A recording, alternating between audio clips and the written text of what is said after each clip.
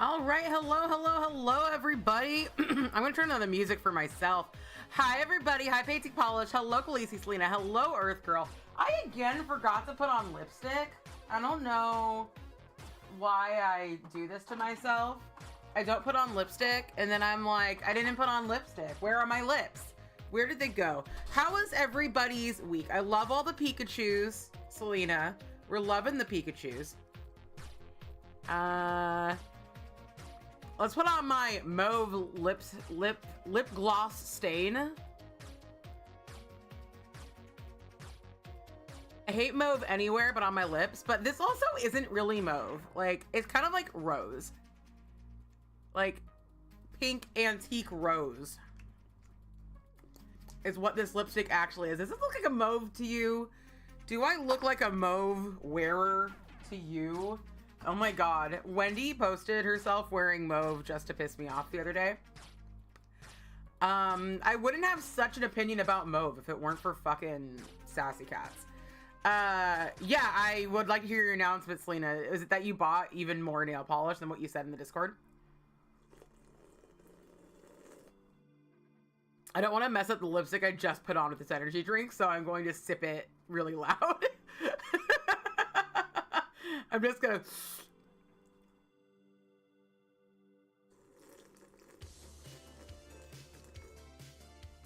Hello, Spadazzles. Hello. I'm ready for your announcement, Selena. Tell me your announcement.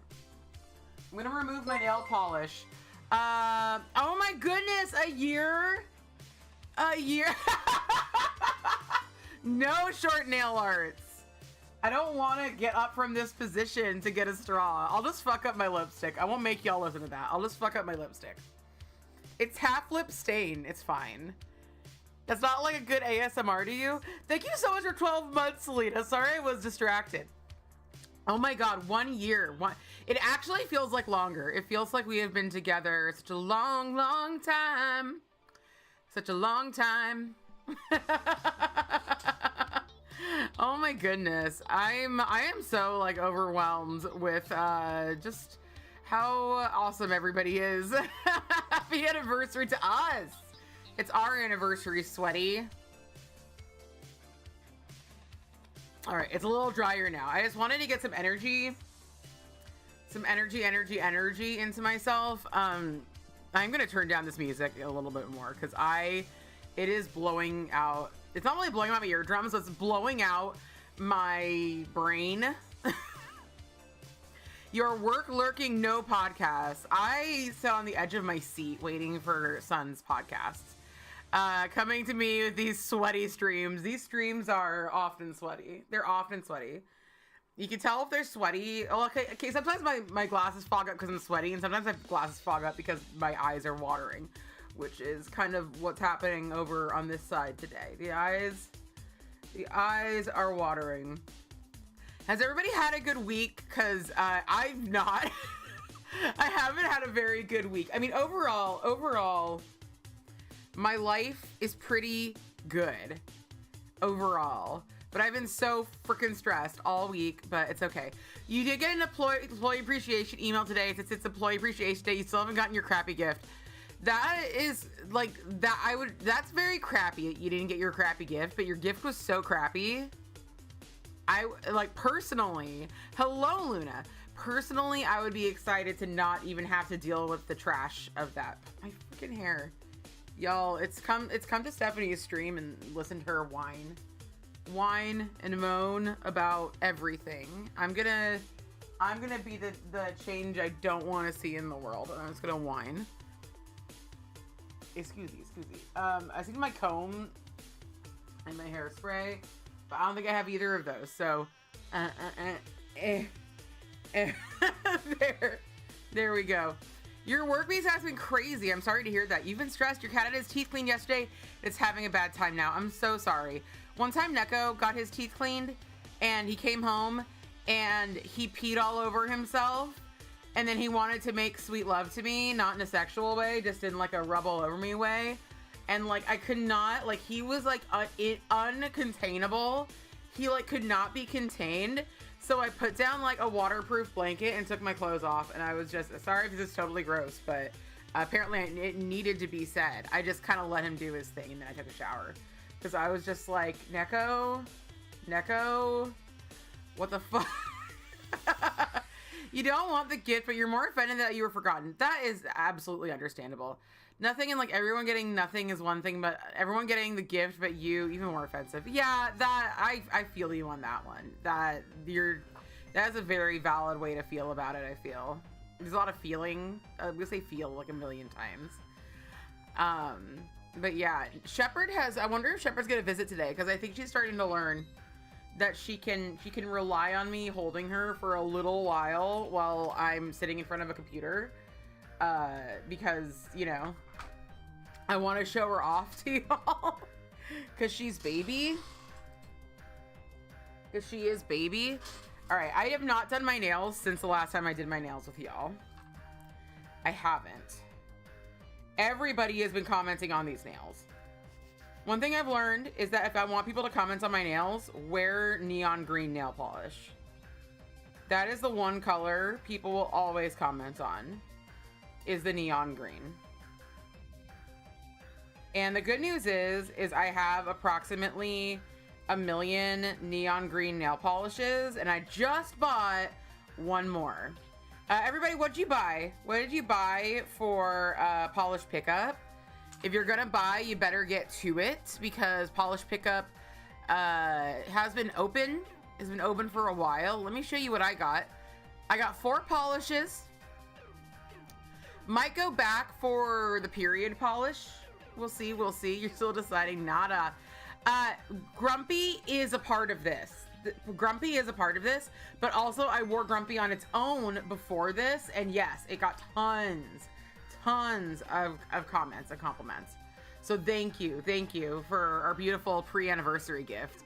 So yeah, I got Cadillacquer Stellar Evolution because it's been a while since I got a Cadillacquer, and I think it just looks so gorge. I got Glam Polish Happy Grass. I don't have a single Glam Polish, and I've always wanted a Glam Polish. I regret not buying the initial ones that I saw that I thought were so pretty, like literally 3-4 years ago. So got that. Paradox Polish Serotonin. The more I looked at that, the more I was like, I don't have anything like that. I want to wear something like that. That looks so good. So we got that one. And then of course, Rogue Lacquer Cellular. The period polish is the one you're sure about. Okay. Remember, y'all, they will combine shipping. So if you want to put your order in for the period polish and then come back later and decide, I don't know if there's a cap on the period polish, but if there is, you know, I just don't want you to miss out. Yeah, I think that the Rogue Lacquer I'm going to wear to my special day coming up, my special hospital stay. I think I'm going to wear the Rogue Lacquer because I think it's going to be pretty to look at in the darkness, you know? You didn't order this month for Feb. You got the Bigfoot Scream one, and you don't remember what else. It did ship finally, but you still don't have it. I just got mine. The other day. They said it was gonna come today, but then it came on like Tuesday, so that was nice. Special day. Yes, Plants. My surgery. Plants has actually known vaguely about my surgery for a long time because I told her when she came out and visited a while back. But yeah, if you don't know, it's in the Discord. I'm having some surgery. If you want to know more about it, you could go to the Discord. Yeah, it's gonna be a big ol' change, a big change for me. And if you aren't in the Discord, you can join the Discord. Yeah, maybe it is in your mailbox, perhaps it is. But yeah, occasionally with polish pickup, you don't get the last months before you order the current months. And February is usually a month where that happens because February is so short. That is often when that happens. Okay, where is my clippy clippies? I used to never use the clippy clippies, and then suddenly it's just like you must use the clippy clippies. Lacquerdactyl, hello. Yeah, just look at Discord. I'm surprised you didn't see it. I'm surprised. Yeah, I mean, I could talk about it because like it is going to be very, very obvious. And some people aren't in the Discord. I am having weight loss surgery. And I would not be talking about it. Not because I'm ashamed of it, but because like it's personal, you know? I actually, one of the reasons it took me so long to do this, one of them, I've been a big girl my whole entire life, and I love that about me actually. But the big problem is that it physically impacts me. I can't do a lot of stuff I used to be able to do because of how heavy I am. So and my mass. But you know, I do love the way I look. So and I also, you know, do believe that you can be healthy at any size or at most sizes. But I do believe that I need some help. I would like to live a better life, and also there are very few ways to actually lose weight and keep it off. Diet and exercise, 95% of people who lose weight that way will end up heavier with worse health problems 2 years from when they do that. And I think that if any other sort of treatment went that way, it would not be, you know, a legal drug. You know, we wouldn't be doing it. So yeah, and I've done that a bajillion times. I started when I was 10 years old, and my metabolism now is absolutely shot. So there you go. Thanks. You don't think you need it, but if you feel improve the quality of life, then good for you. Thank you so much, Luna. Thank you. It's hard to get hype about last month when ordering next month, right? I agree. Hi, Our Lady. By the way, since so much of the movie crew is here, we are watching A Mighty Wind. A Mighty Wind. You know what's not in your mailbox? Orally, cute middle finger. Abso-fucking-lutely. Abso-fucking-lutely. Oh my god. Yeah. Orally, what a betrayal. And I sent them a message. I sent them... A Mighty Wind is another Christopher Guest mockumentary. And it is a mockumentary about like basically a folk producer dies and people are setting up a tribute concert to him. So you get to learn about all the different bands, including the Folksmen, which is Spinal Tap. The same three guys playing the same three instruments from Spinal Tap play a folk trio called the Folksmen. And there's also a really big one called the Main Street Singers that includes Jane Lynch and Parker Posey and what's his name, Michael. He plays one of the gay ones in one of the gay guys in Best in Show. He's in that one too. And so that's really cool. And then there's of course Mitch and Mickey. Actually, the reason we're watching this movie is because we ended up like trading it out for Spinal Tap because we wanted to watch the evolution of Spinal Tap. But this initially was for February to celebrate my favorite TV or movie and TV couple, which is Eugene Levy and Catherine O'Hara, who are not a couple in real life, but they play a couple a lot, including in Eugene Levy's son's TV show, Schitt's Creek. Yeah, Michael McKean's in there too. And he wrote most of the music, or at least was one of the big parts of writing most of the music. He was nominated for an Academy Award for one of Eugene Levy and Catherine O'Hara's songs, Kiss at the End of the Rainbow. And it's really fun, and it really is bringing together a lot of the stuff we watched, because in Best in Show, Catherine O'Hara and Eugene Levy played a couple with a terrier who wrote terrier songs, and they sang like not completely badly, but it was like a bit jarring. Their voices were not particularly pleasant to listen to. But in this one, you're gonna get to hear both of their really beautiful voices. I mean, Catherine O'Hara voiced Sally in Nightmare Before Christmas. She's they're both incredibly talented actors, comedians, singers. Pretty much the entire cast are incredibly talented actors, comedians, singers, musicians. And yeah, it's incredible. I love it. There is they don't play Couple Wait for Guffman, but you still strong and Requin. Yes. Hello, Sassy Dog Mom. You know, not much, just life. You did unsubscribe from orally emails. I'm debating an email. Even talking with friends occasionally is nerve-wracking. So emailing a company is yeah, they haven't responded to my email. So if you email them, they might just not fucking respond. If they haven't responded to mine asking for a refund. So, you know? You specifically use the ad email to unsubscribe. I hope they watch that metric. I hope they do fucking too. I hope they do too. If you don't know what's happening with Orly, they released a Harry Potter collection, which actually is just one nail polish and a bunch of like scented, it's like butterbeer stuff. And it's really fucking disappointing. Really fucking disappointing. And I hope everybody knows that as long as someone is not being antagonistic in this community, hello Richard, or you know, openly, if someone still continues to buy from Orly quietly, I am not going to name and shame them or judge them. There are worse things in life to do, and there's no, you know, there's no ethical consumption under capitalism, but I am an influencer.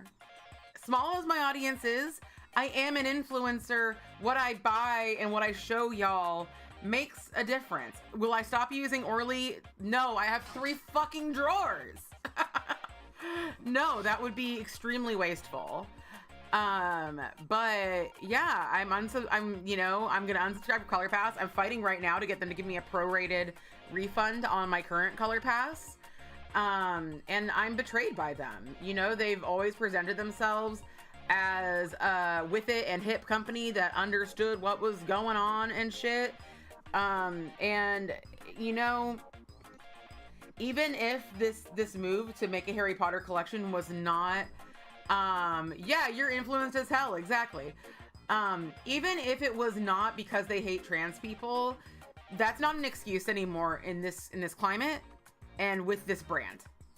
You cannot say you didn't know, because even if you didn't know, you would know there was some controversy, and it would be in your, if you were running a company, it is your job to look into that and decide, you know, learn all you can and really decide, do I want to be a part of that? So it's either at best, what's the word I've been using? I want to say criminal negligence, but that's not what I'm using. Willful ignorance. It's at best willful ignorance, but in this current political climate, that's not okay. We're not having that. And at worst, it's a statement, you know? And I think it's basically just the people who own the company money grubbing. But that's not okay anymore either. So, you know, I'm hoping they do something to redeem themselves.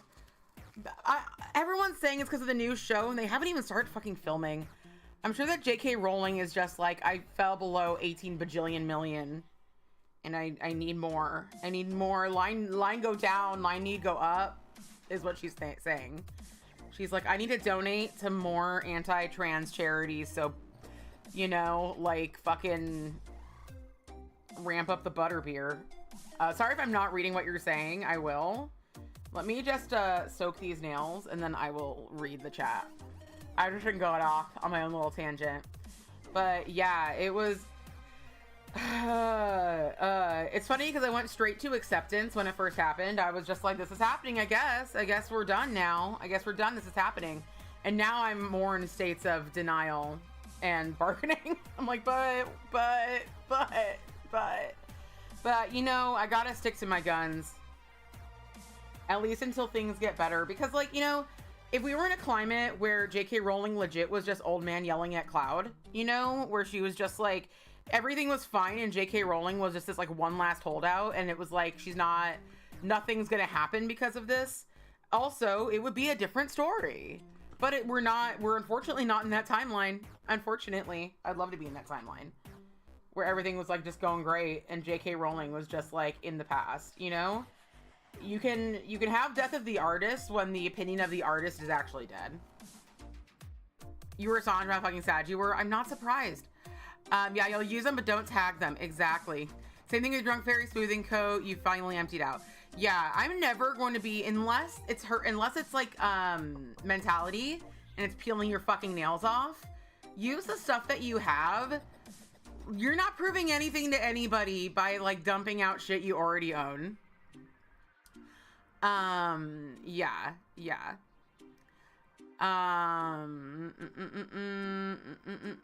Okay, Michael Higgins, somebody said, and that was the person from the Christopher Guest movies I was thinking of. Thank you. And by somebody, I mean painting polish. Just making sure. You unsubscribe from their text, you send them a message on their website customer contact form. Good for you. You can't find your color pass to unsubscribe. When you sign on, you get your first batch to show up before you canceled. But signing in again, you can't find your resub to cancel. It's weird. That is weird. That's very weird.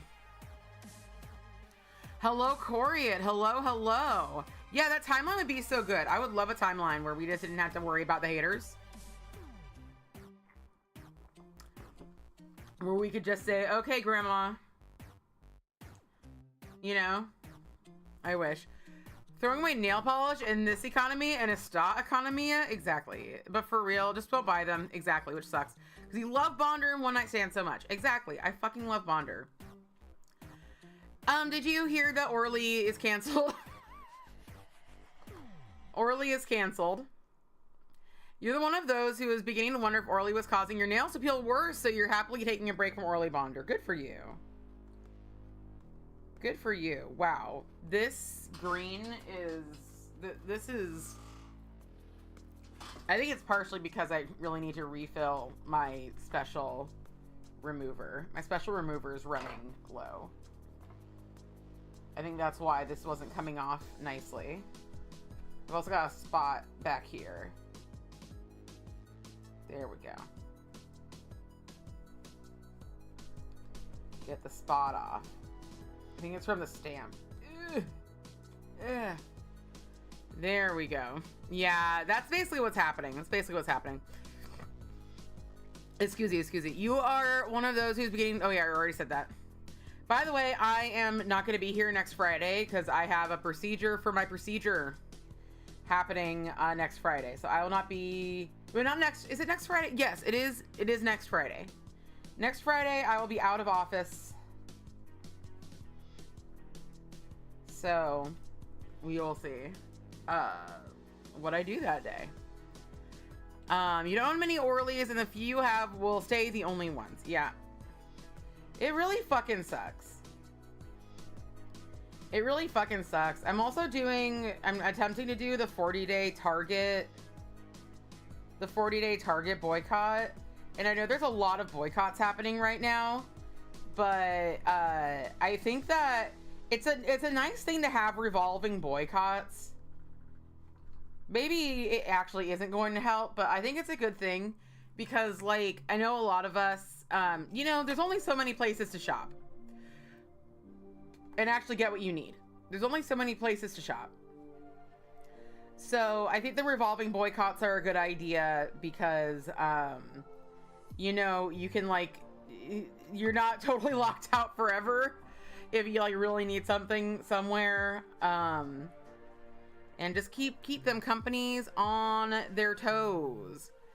Roka's new base coat you have issues with. Amazing. It has healing properties. Is it full of special crystals? Special crystals that will turn you into a boss babe? Linry, hello. Hello. Thank you so much. 13 months. Let me show you what I got for PPU. I got Cadillac's Stellar Evolution. I have something in my eye. I didn't get that for PPU. I got that naturally on my own. Glam Polish Happy Grass, Paradox Polish Serotonin, and Rogue Lacquer Cellular. You need a boycott tracker for all these, right? I just kind of like catch them as I find them, honestly. But yeah, it's been boycott central everywhere, and as it should be. I'm still laughing about the healing properties, Lacrodactyl. It has healing properties. It has the right vibration, you know? I don't have my fucking water in here. My, like, actual water, not my blue water. That would be really funny. What if I just put TikTok water in my nail polish remover? What would that do? Where would that leave us as a society, you know? You're all for the Target boycott, except this is normally the only place you can get your narcolepsy meds, so you won't have that choice at least once during the 40 days. Son, don't even fucking worry about that. Don't even fucking worry about that. You get the meds that you need. You do what you need to do. And everybody, I urge you the same thing. Do what you can to help. Do what you need to do to survive. When you're like, there's people suffering, it's also you. You are also people. And you deserve a good life, a happy life, a full life, a life with your narcolepsy meds. You deserve this. Fucking JK Rowling, I agree. Until the government makes it illegal to boycott, oh my god. Elon Musk wants to. Everything's so insane right now. Did you hear that part of the like DEI shit? They're like, they basically just like added a filter to everything that exists within the government that has like keywords in it. So they're like, we're gonna remove, you know, like references to the Enola Gay, which is like a historical aircraft. And it's like, you guys are like, I'm not a person who likes to call people idiots, because yeah, I don't actually think you're I don't know, I think it's mean to call someone stupid and call someone an idiot, but like, but fuck it, they're such fucking idiots. I'm surprised they remember to breathe every day. Yeah, they flag the word on your phone device. We go up to the prisons. I would not be surprised, but you know, that's not happening yet, and we are still here. We are still together, and we are going to fight the good fight. That's one of the reasons I am trying to get a little bit more mobile, is because yeah, I would like to mobilize legitimately. You heard me right, legitimately. I'd like to mobilize. Right now, I'm not like, you know, particularly fit enough to go marching. I did that with the first presidency. Right now, not doing too good. So hopefully the surgery will help. Let's see. You got the Royal Elite, which is the main reason you ordered this month. The Zombie Claw and Colores de Carol. I wish I didn't hate the name Royal Elite so much. I know it's Wildflower's grandma's name, so I feel really bad every time I like say shit about it. But I do hate saying it. It makes me, sorry, there's something in my eye, and so I'm like trying to see if I can see it. It makes me think of the video game Demon's Souls. Cause like I just want to say royally, but it's Royala. And then in the game Demon's Souls, I just want to say Demon Souls, but it's Demon's Souls. And I'm like, who put this here? Who put this here? Oh, we get a hype train. Thank you, Vero. I'm just like, we're like hype everybody. Stephanie's pulling a fuzzy out of her eyeball. We're so hyped for this. I think I did get it though. I am pretty, nope. Maybe I didn't get it. Maybe I just have a bad eye all day. Maybe I just have it all day. Okay. Hope John Oliver makes fun of HBO for this. Yes. I hope everyone makes fun of everybody for everything. Enola Gay dropped the atomic bomb on Japan. I had to explain that to someone today. Oh my god. I didn't know what the Enola Gay did, but I did recognize the name of the craft. How do you make it illegal to boycott? I just can't not like a store because it sucks. Well, like fucking, thank you, Coriat. Oh my god, 7 months. Thank you all so much. Let me make sure I thanked everybody, especially for their subs and resubs. Thank you for the Verily cheered X100. Coming in here, just showering me with the lerv. Let me go to my stream manager, make sure I got everybody. Yeah, so, wow, so many of you. This is crazy. Thank you. Thank you, Khaleesi, Selena. Thank you, Linry. Thank you, Vero. Thank you, Corey. Thank you, Vero again. Thank you, Painting Polish. Thank you so much. Are we just in a level 1 or are we in a level 2? If we get to a level, we are in a level 2. So if you join the hype train, you will get a special emote for the hype train. So, yeah, join in while you can. Get your special choo-choo emote. But no, the plane itself was homosexual. I understand that. That's true. Yeah, we can't blame them for it. The game was gay. The plane was gay as fuck.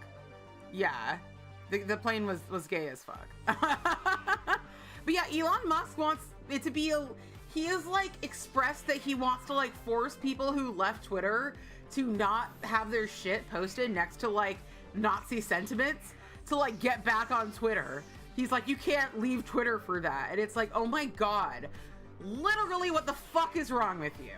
That's what I want to do, is want to go to their faces, be like, literally what the fuck is wrong with you? Oh my God. Please stop. Can't punch a Nazi if you can't throw a punch. So true. So true. Everybody, we got to do kickboxing together. Alpha literally. I have to admit, it's pretty good. Legitimately is pretty good.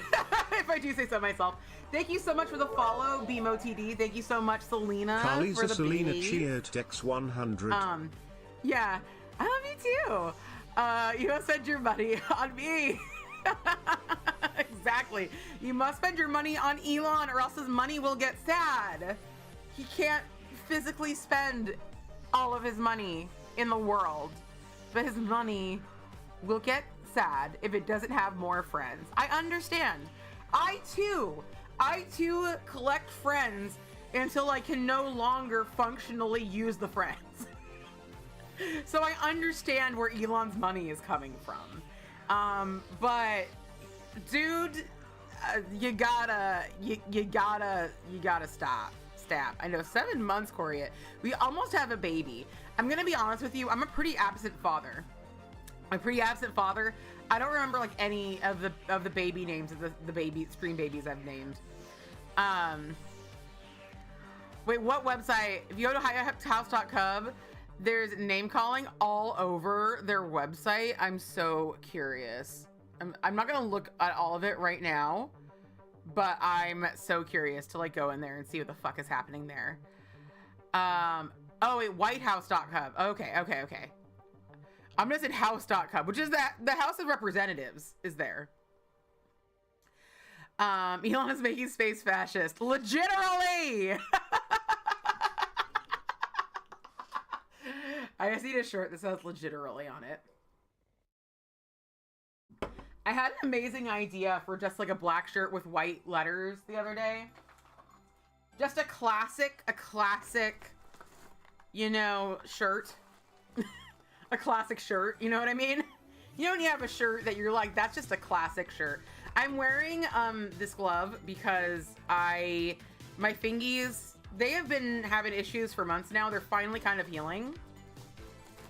But I don't want to get acetone on my little fingy pads. So that's what we're doing. We're wearing this. All fucking right. So these are our main stars of the day. We have Cleonada. We have Cluticula. This is legitimately Cluticula. You placed your PPU order. What did you buy? You're just gonna be down for a bit, so you're gonna disappear for a few. Yeah, everybody be good, because Sun's not gonna be here. We're only gonna have Earth Girl and Vero, and maybe Plants. I don't remember if Plants is a mod here or just in the Discord. So we're gonna be at their mercy. Cuticula and Monarch, and we also have a Hit the Bottle. Got the Garden Path, Monarch, Alchemy, and Lurid. The Garden Path, I might have to go back and get the Garden Path. I'm gonna look at it again. I'm looking at it again right now. I got this Hit the Bottle. I don't think I'm going to use it today, but I love Hit the Bottle's colored polishes. Because, colored stamping polishes. Because they stamp so good.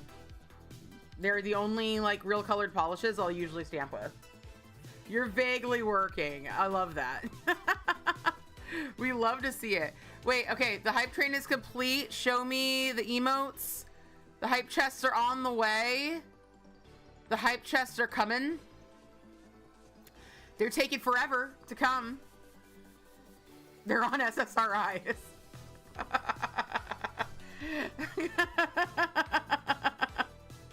How do I get my hype chest? Can you show me my hype chest? Can I have it? I can has it? Or did I already open it? Where is it? I have no fucking clue. It doesn't matter if I got mine. This is probably what I got. Did I get the button mash? You got the bottle and it's Chef's Kiss. Excellent, excellent, excellent. That's amazing. Okay. Everybody got this one. This isn't the one that I got. I already had this one. But we love to see it. You struggled with the DRK, it's just a red magnetic, but the swatches hit you so hard, but you realize you didn't want to pay $14 for 11 milliliters. Yeah, I'm going over to Polished Pickup right now. Polished Pickup.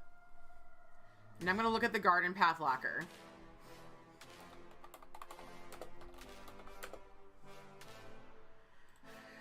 Oh, okay, it's this one.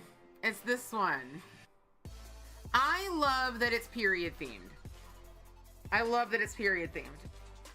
But it's just not for me. It's just not for me. I wish it was for me. But it's just not. So we're not gonna force ourselves to do this today. You check their fact-checking rebuttal on the White House website and literally said fake news legit at CNN immediately tried to fact check, but President Trump was right as usual. About the Enola Gay? The president was right about what? About what? About what? The president was right that the Enola Gay was named because of gay rights. I also love, like, about the whole congressional speech he gave. I see. You got a little bear playing baseball. So cute. It's mind-blowing. That's okay to put on whitehouse.gov. Yeah, those are legit words on the website. It's sickening. It is. I talked to the transgender mice. Look, we all love and support the transgender mice. I didn't know Biden did that. But frankly, I think we need to make more mice transgender. Wait, he said he was right about the transgender mice? This is what he's doubling down on? Someone has to explain to himself. Trump needs DBT. Unshockingly. Frogs gay, mice trans. This is the future liberals want. And I'm not even joking. It is the future I want.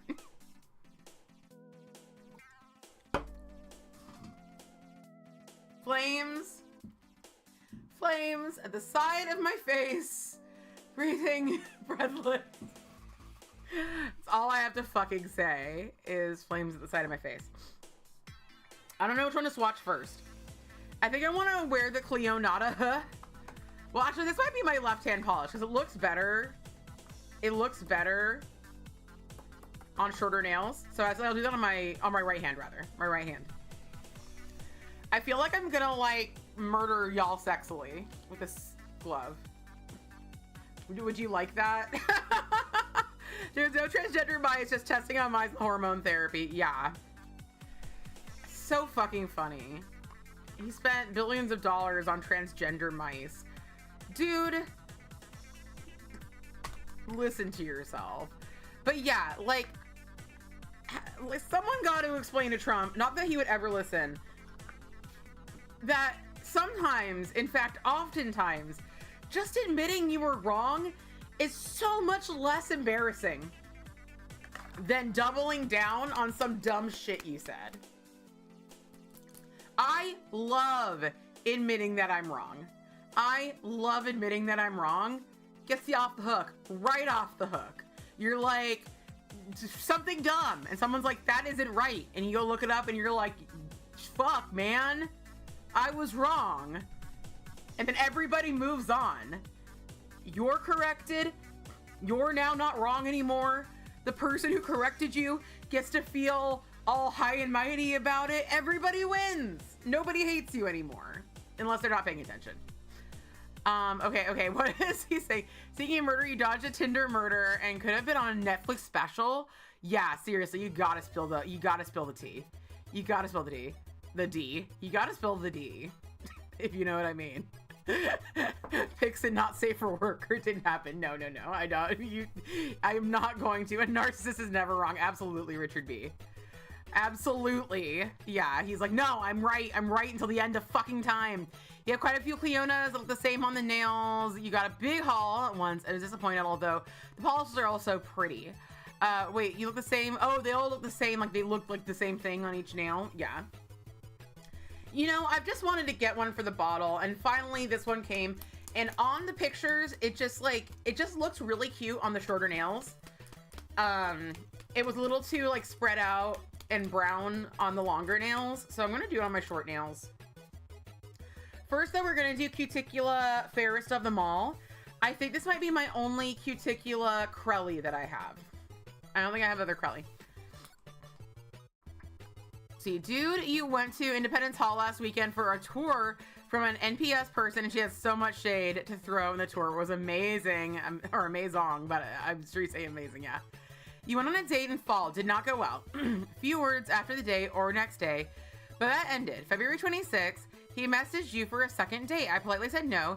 He said that was fine. February 22nd, he showed up at his ex's door and stabbed him and cut him up and murdered him. Oh my God, Lacrodactyl. What the fuck? Oh my God, I'm so glad you're alive. Stay alive. That's what you gotta do. That's legitimately do that. She was like, so much independence was fought for over the last century, and history is not done yet. Yes, absolutely. There's maybe 4 that you have that look all very similar once on the nails because the shimmers are so strong. Maybe they'll end up looking pinky red because the base is obscured. That makes sense. That can happen, and oh look, it just had.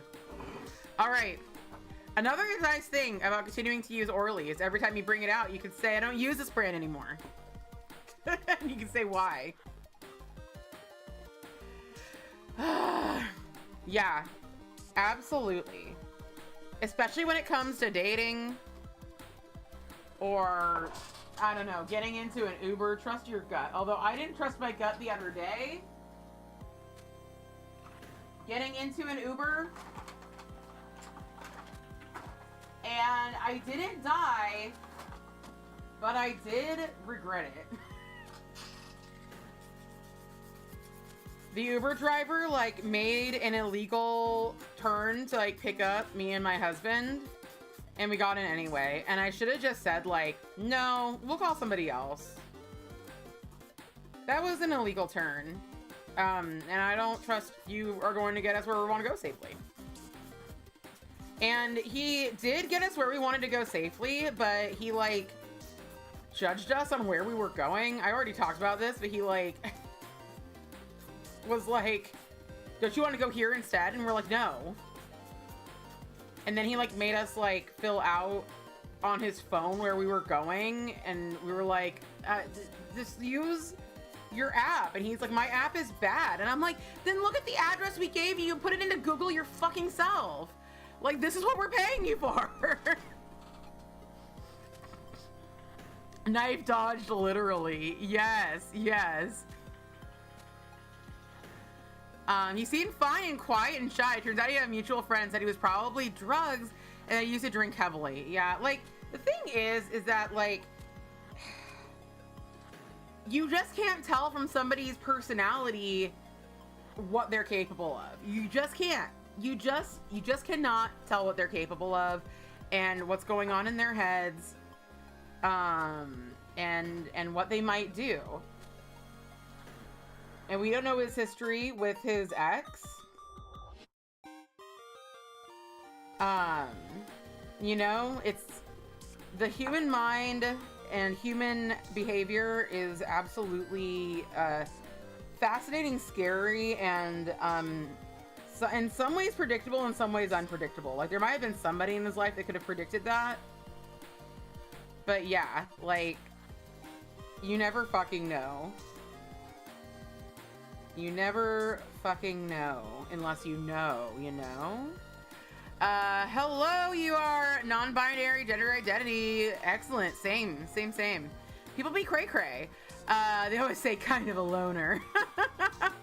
I always wonder if that's partially because people just don't want to admit they were friends with them, or that the people around them were friends. Because, like, they would always say that about, I mean, no, this is getting real dark, but we're already kind of there today.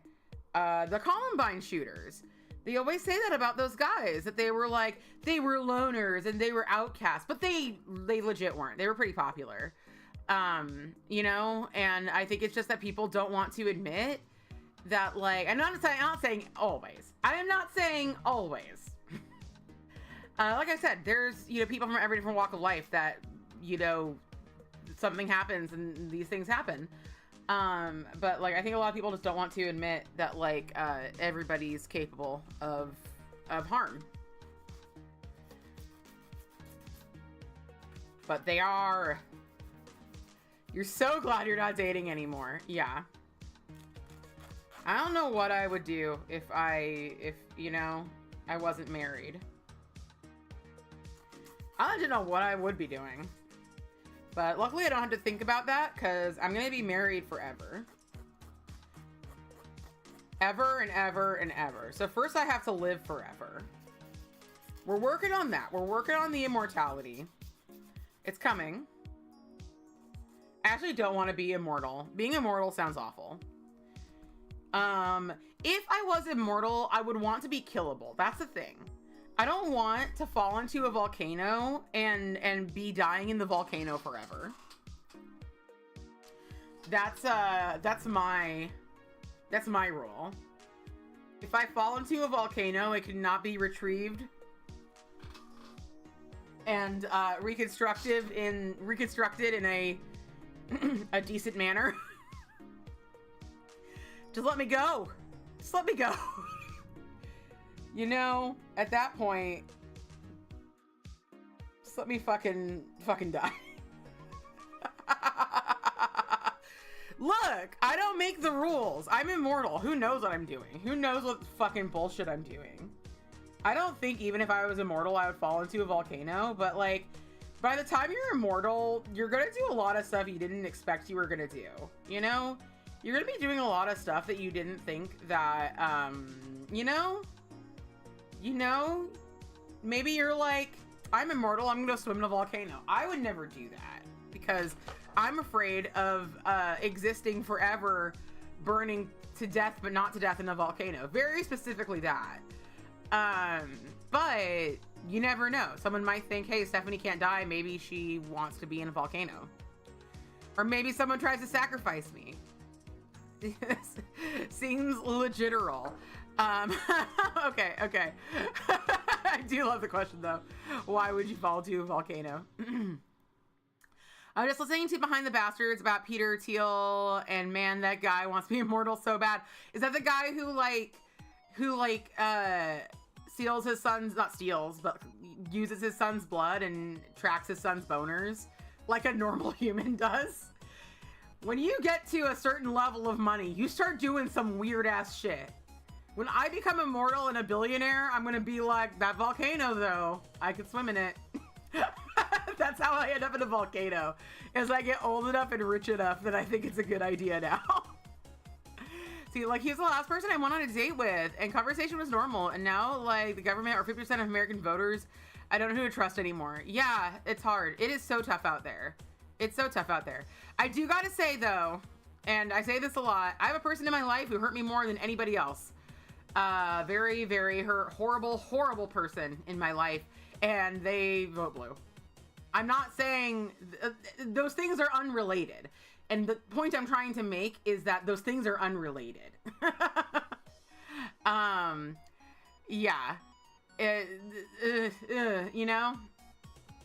So, yeah. That's the whole point. You'd still be chilling. I'd probably be more sad because I can't imagine going through all the sad shit over the last few years without your husband, especially the pandemic. Yeah, absolutely. You know, it's not a volcano. People chewing with their mouth open.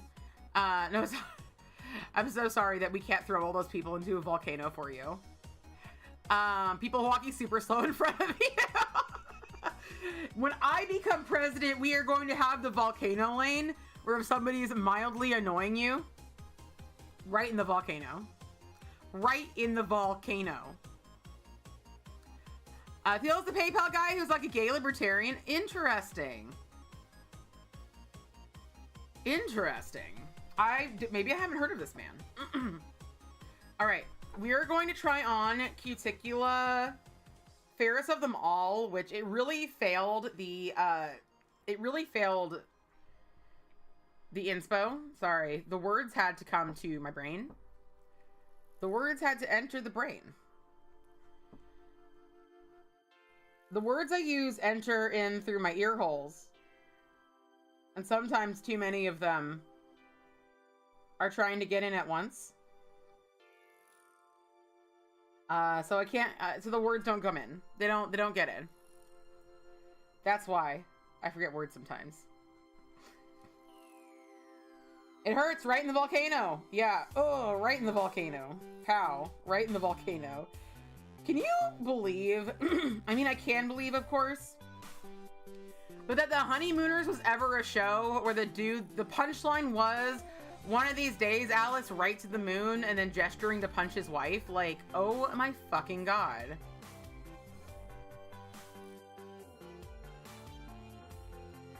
Holy shit. I did make a joke to some of my friends that next Trump is going to go after reruns of the Dick Van Dyke Show.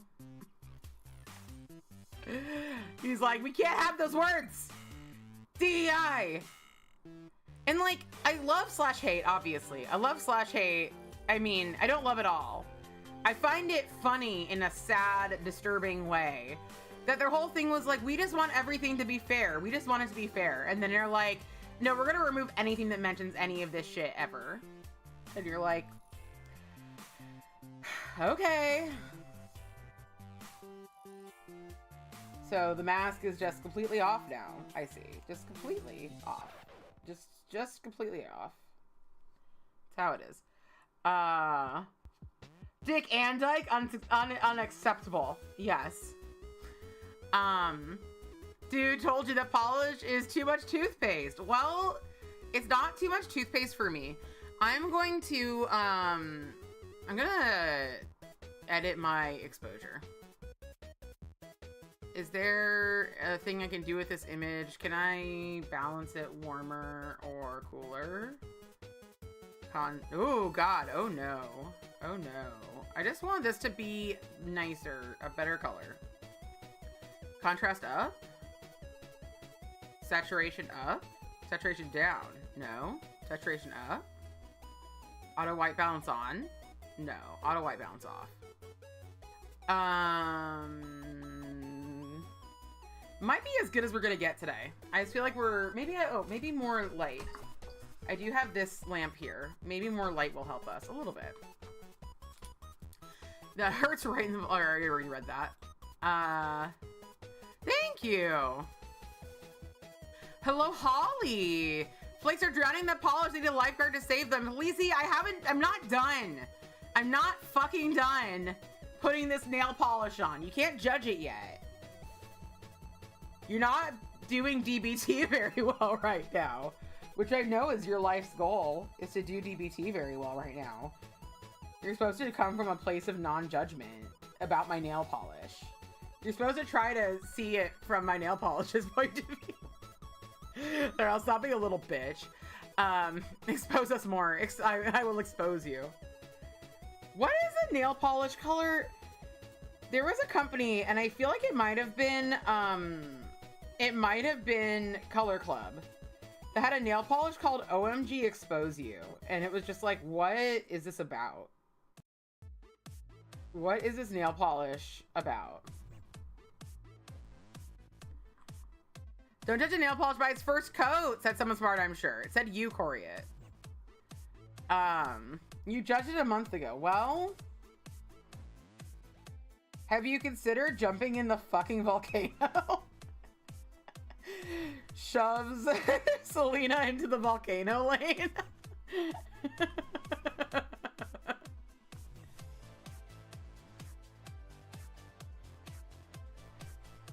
I think it looks cool. I say in an unconvincing tone. I actually don't know if I like it. I am arguing with you, but like wearing it, I'm like, am I into this? Am I not? It's loud lacquer, of course. What is? I do love the flakies. I do. There we go. And cover the edge. That edge is always uncovered. Oh, loud lacquer. Yes. What the fuck was up with that one? Why was it called that? Do you know? I never figured out why there was a polish called that. I think it's nice. I think it's nice. I'm gonna use 3 coats. In college, we joked that a girl was DBT, double booty thumper. Whatever that means, no idea. But she disliked it, didn't hate it, so we said it often. We were still BFFs. That's what you think of when you say DBT. Yeah. I'm kind of a double booty thumper. My booty is very large. Yeah, mostly I'm talking about the dialectical behavioral therapy. I am almost graduated from my course, and then I'm gonna move on to the advanced one. And the advanced course is kind of just like a support group, and then just like refreshers. But I'm looking forward to that because I'm pretty sick of doing the material. And I'm mostly sick of doing the material because they've been having a really hard time with their like learning management system, which they know they're having a problem with.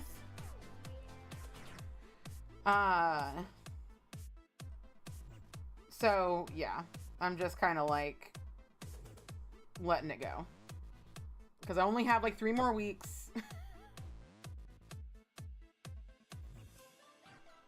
Wait, it's a play on OMG, excuse you? I think I'm going to keep my original hypothesis that it's a dumb name.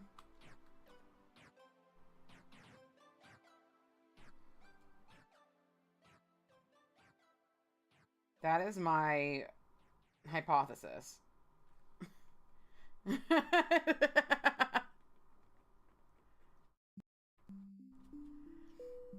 We took a love, you should have taken it right to the DBT. Wait, somewhere along the road I drank a haterade and now I'm a strong opinion on this polish. Polish this week. I don't know where it's coming from. I'm sorry you're all along for the ride. It's fine. It's fine. We can both just we could just have a fight. He'll lurk a bit now, probably fall asleep while doing that as always. Okay, have a great night, Coria. Thank you for hanging. Thank you for lurking. Give me both. I also think it's a dumb name. Yes, yes. It's a nude. Okay. Oh, okay. I get it. Yeah, it's a nude. It's a nude. It's a nude. Oh, what's wrong with me today? Everybody weigh in. What do you think is wrong with me today? I'm gonna put the vote on everything, but I do think my makeup looks pretty cute. It's very normal. My incredibly normcore makeup that basically I put on just so people can see that I have eyes. By the way, there has been I have experienced a very devastating loss. And if Vero's here, I'm sorry that you're hearing it this way and I didn't message you directly, but I've been kind of in denial about it. I can't find my necklace I usually wear. My necklace is the Kadon Iron Bowl necklace. I'm wearing this necklace right now, this pendant, because my neck just felt really bare. But I took it off when I was at the hospital, and I thought I put it somewhere very safe in my purse, but my purse is very small. And when I got home, I couldn't find it. And I called the hospital to see if they found it. They didn't find it. So I am still hoping it's either in my car somewhere or at the hospital somewhere. But I did order 2 new necklaces just as placeholders until I buy a nicer necklace, or hopefully until I find the one that I lost. I bought a Memento Mori because I'm really into Memento Moris right now. So I bought one of those. I was really sad though, because there was a Memento Mori. It had my eye on, which is an authentic Victorian Memento Mori. And I don't think it is available anymore. It's a specific one. It's not just like any authentic Victorian Memento Mori. So I might look for that a little bit more, see if it's still available. And it was $400, but like, you know, it's not like, you know, for a special treat. It's my birthday coming up. I could have a little Memento Mori as a treat. But then I decided I didn't really want to wear that. Like, I didn't really want to be wearing that leading up to having a big old fucking surgery. Like, remember, you're gonna die. So I got an Ankh as well. Which, I've had a few Ankh necklaces in my life, and I have lost them. I'm really good at losing jewelry. It's one of the things I'm the best at, actually. And it's kind of amazing that over the last like 10 or 11 years, I hadn't lost that one.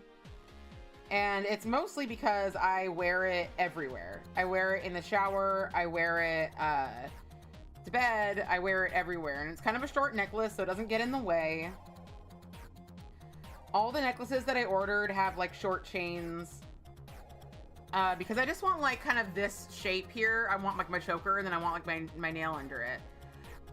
Poor Danny had to listen to you talk about toilet water and bagel mold polish. What? In her stream? That sounds like something she would like, though. Danny's weird like that. Danny wants your toilet water polish. You may quote me on that. As one of Danny's certified BFFs.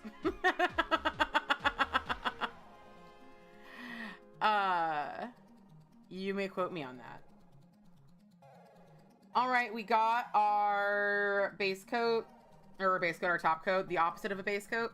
We got our base coat on. I think this is super cute. I don't think this is an everyday, every way polish, but I think it's cute. And I'm glad I've tried a Cuticula Crelly. You had an Ankh necklace that you sold for your sister's 90s jewelry. You wonder where it is now. That, Cece, that is some legit shit. That's legit. Stealing an Ankh necklace from your sister's 90s jewelry. Fucking legit. My sister has bought me, I think, 2 Ankh necklaces because I've asked for them because I lost them and then got them back. My sister also, when I was in middle school, bought me a spiked collar because I asked for one and my mom wouldn't buy me one because, like, she was like, that has the connotation. And my sister was like, who cares? And so she bought me one. And then I grew up and I was like, that has a connotation. And it's for me. It's my connotation. Yeah, it's very nice. You have an Ankh necklace from your grandmother from when she lived in Egypt. That's so cool. I would love to see it, Selena. If you want to post it in the Discord, I'd love to see your Ankh. I don't remember where I first saw one in Ankh. But now I relate them to The Hunger with David Bowie and Susan Sarandon. And I love that about it. I have like a little bit of a dirty area over here. So let's clean that up.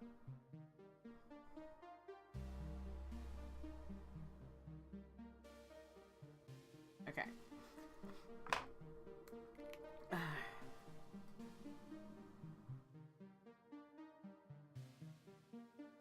There's also this area that needs cleaning. I also need a paper towel. Speaking of 80s horror movies, Hellraiser might be 90s actually, but speaking of horror movies from that era, I'm making like 4 Hellraiser puzzle boxes. I can pick up a picture of one that's a work in progress. It's the first one that I'm making, and I'm actually making for a person I barely know who doesn't necessarily even want it, because I'm a normal person who does normal things.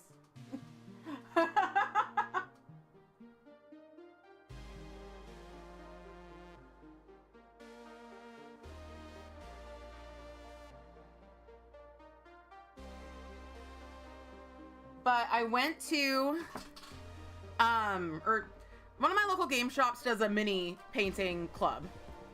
And one day I went there to turn in my mini, and this chick who was working there was like, what's in the box? Or what's the box for? And I was like, oh, it's my mini for the mini painting, right? Normal is overrated. It's my mini for the mini painting club. And she's like, oh, I thought it was Hellraiser, or I was worried it was Hellraiser. And I was like, well, fucking next time it will be. So I'm making her a Hellraiser box. I'm also making the fruit bat a Hellraiser box. That is another person. I'm not painting the fruit bat the Hellraiser box. Fruit bat is going to design his own Hellraiser box. I will show you though the work in progress of the Hellraiser box. Oh, you never warned because you're scared of losing it. That's legit, actually. You wore a ball chain necklace for about 7 years straight. You could probably guess the amount of accuracy, fair amount of accuracy, what those years were. I love that. I love that. Oh my God. I have such sights to show that lady. I really do. I was gonna hand it to her and be like, it was always yours. Oh, I'm in the wrong channel. I joined a mini painting Discord, and it just got opened yesterday, and the first few hours were rough. But I did invite somebody into our Discord from that community, because they're also a nail artist. Why can't I? Wait, no, it is in whips. Where is my freaking box? There it is. It was just like further back than I thought. So yeah, I still have to do, so basically I painted it all black, and then I painted this part, gold, and then, I painted the crevices black again, and then I realized that it was supposed to be brown, so I painted brown over it, and then I'm gonna put a wash in there so it's not gonna look as much like it does. And then there's the rest of the box. There's the inside of the box. Thank you. Thank you. I do think it'll look really great when it's totally done. I'm looking at it like, nah, but it is supposed to be weathered. It's supposed to be weathered. Yeah. Yeah, I'm really excited about this Discord. So far, it's been really, really fun. Everyone there has been really fun and really nice. And it's so funny, though. It's so funny. So, you know, one of my absolute favorite bands is Priest. And Priest is made up of two people who left the band Ghost. Ghost is much more famous than Priest. But it's really funny because most of the people who I know, who know about Ghost and Priest, like Priest and not Ghost. It's pretty funny. Most of the people, not all the people. But somebody asked, like, what music are y'all listening to today? And I wanted to post that I was going to listen to Priest. And then, like, the person who posted right before me was like, Ghost has a new single out or new video out, and I'm watching that. And I was like, are we gonna get into a fight if I say that I'm gonna listen to Priest? Because like two of the original members of Priest, now there's only two who are originally from Ghost, but like two of the original members of Priest actually sued the band Ghost for various reasons. So like they're not on good terms necessarily. Yeah, they were from Ghost. And so, like, overall, I haven't seen really much bad blood amongst fans. A lot of people are fans of both. A lot are fans of both. But it was really funny. And then I was able to show him my minis I made for Priest. It was very, very exciting. All right, so yeah, this is Fairest of Them All by Cuticula. Let me get you guys a better view of this. I'm not going to be lazy about this. Let's go to focus. Let's focus on this for you, so you get a nice look at what it looks like. I think it does look lovely. Bit toothpastey for sure, for sure. But we love it. Yeah, that's amazing. I love Luna. I love how often you and I like know the same stuff just from like different angles. It's very fun and exciting. It's a good time. There we go. She really joined a band. You just so you can maybe sue them later. You're never gonna sue anyone. I don't think that you should sue. I don't think suing. I don't think legal battles are as fun as they look like to people. I just realized I don't even paint my thumb with all of these. But the next one's the Monarch lacquer, and I'm gonna leave it on. So might as fucking well paint my thumb. And then I guess I'll do some sort of a nail art. Some sort of a nart. We shall see. Or maybe if I have extra time, I'll just play a little bit of the Crush House. Because I still haven't finished that. I mean, I finished the first playthrough of it. But I want to finish the second playthrough with all of y'all. Talking about music is a big hobby of yours. You're in Discords for that too. But like all your other Discords, you have no idea what I'm talking about when it comes to music. I don't think you have to know what you're talking about. I'm going to use my, not nice, nail polish remover. Because I don't want to restock mine. Yes, legal battles are so much fun. So much fun.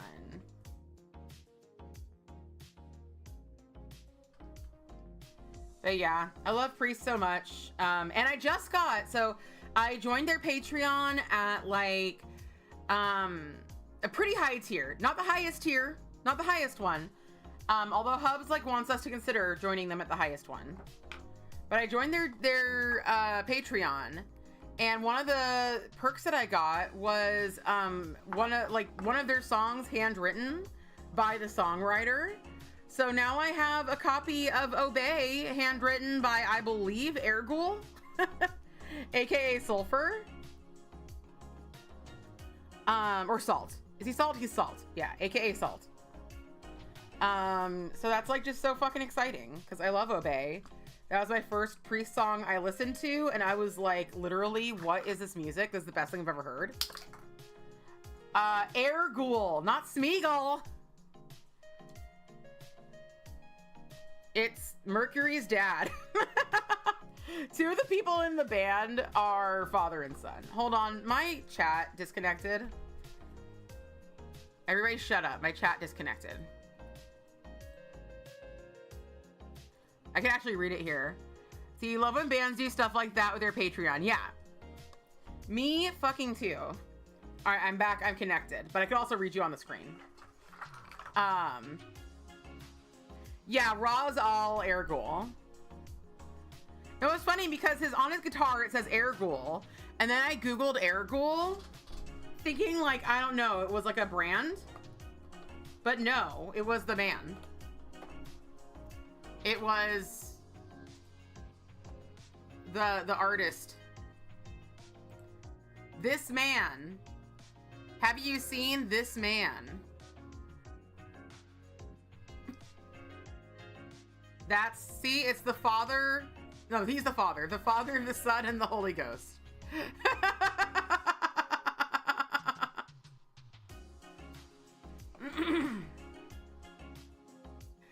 His band only sounds like an old West Virginia family feud, but I love that for you. Thank you. It is kind of an old West Virginia family feud, but from like Sweden. They are Swedish.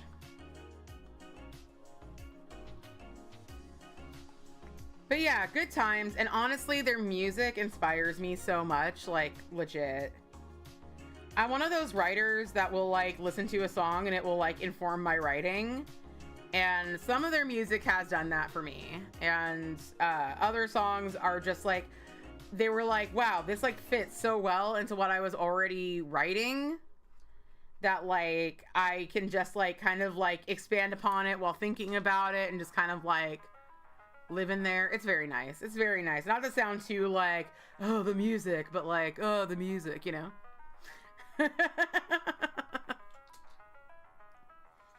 It's been really nice to like really get into a band again. And Hubs and I want to go to more concerts, and I really want to go see Scissor Sisters again. That's who I want to go see again. So I'm going to drag Husbando to go see Scissor Sisters. There was a time when I wanted a Scissor Sisters tattoo right here, and then I wanted to have the tour dates of all the times I went to go see them. And honestly, if I get another tattoo, that might be the one. It might still be the one. Because I still fucking love... I mean, I don't like their newer stuff as much, but I think I need to give it more of a chance to. I don't know if they've become more drag-coded because of the popularity of their drag music. Or if that is just kind of the direction they want to go, but I like their older stuff because I'm a miserable hipster. So I'm always gonna like the older stuff, huh? All right. Really excited about April's movies because we're gonna watch Best Little Whorehouse in Texas, and Hubs and I are going to go visit the Chicken Ranch. Hopefully. We wanted to do it for my birthday. We were thinking of doing it this year, but my birthday is gonna be pretty packed this year with other things that I'm doing. So we're not gonna go this year. And I am just very concerned that I'm very concerned that Universal's just gonna demolish the Chicken Ranch. Not because they've said they're going to, I'm just worried that they're gonna want that space for something else. And so I am feeling kind of the pressure, the time crunch. But we can't really decide who we want to cosplay as. So we kind of want to cosplay.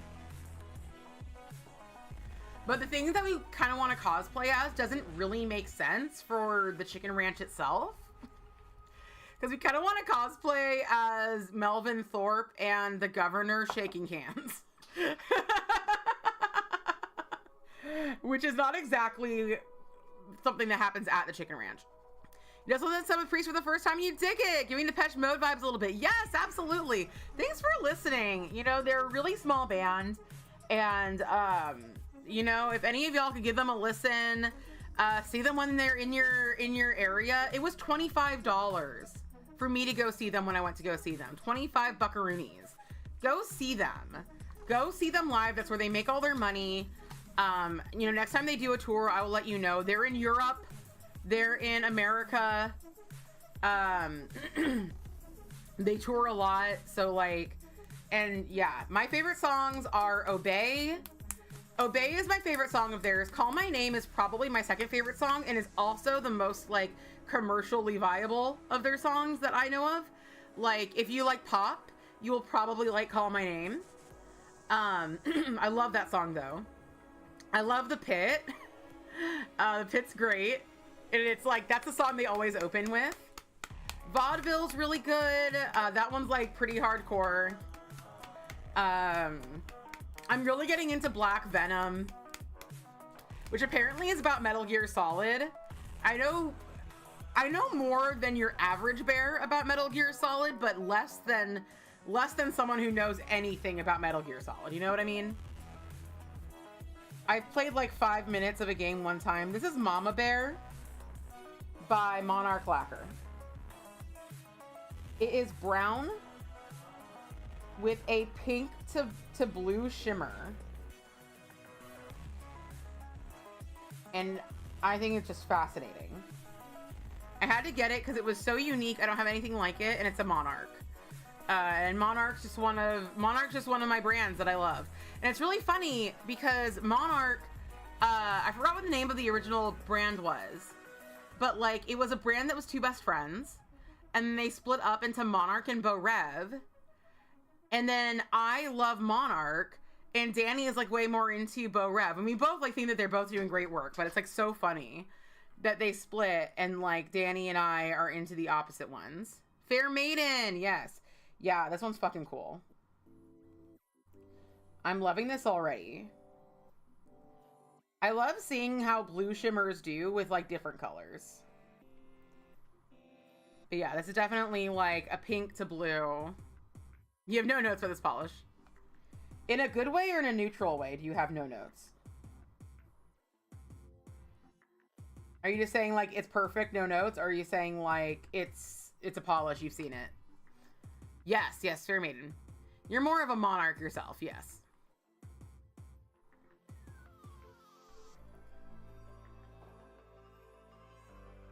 I keep bumping the end of my middle finger with my like slightly too big gloves.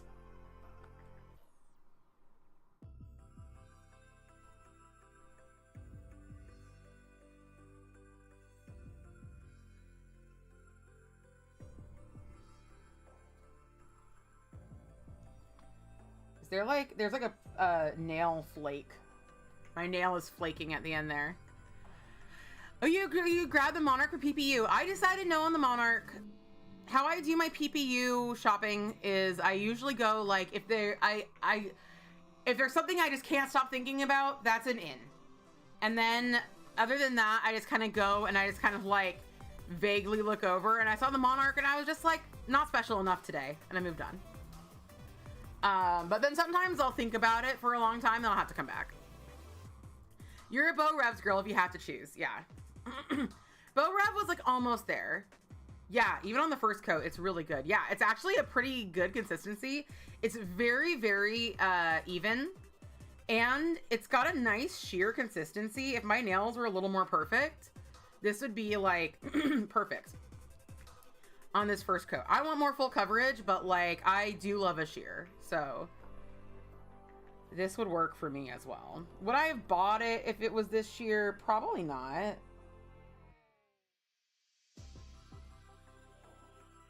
But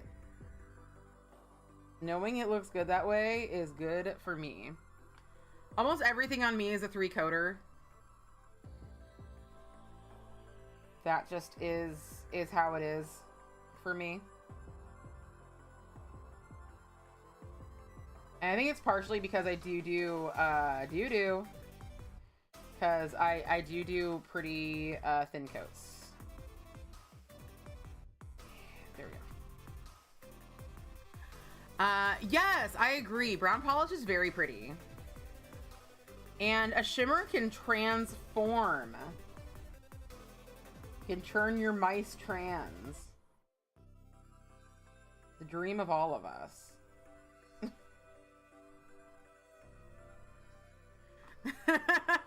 You're pro brown and pro brown accessories. You can imagine you usually only buy a polish if you think it's the most beautiful thing I've ever seen. And I've heard to see a lot of most beautiful ever things. Yeah. I feel that way a lot. I was telling my sister, like, I feel like recently I like see things all the time and I'm like, wow, that's so beautiful. And my sister was like, that's perimenopause. And I'm like, shut your pie hole. Shut it. Not your mice. Yes, your mice. March is an unusual month for you for buying polish. It's your B-Day month and you just came off of a successful no-buy February. So are you going to like go whole hog or are you going to try to like keep up the no-buy momentum?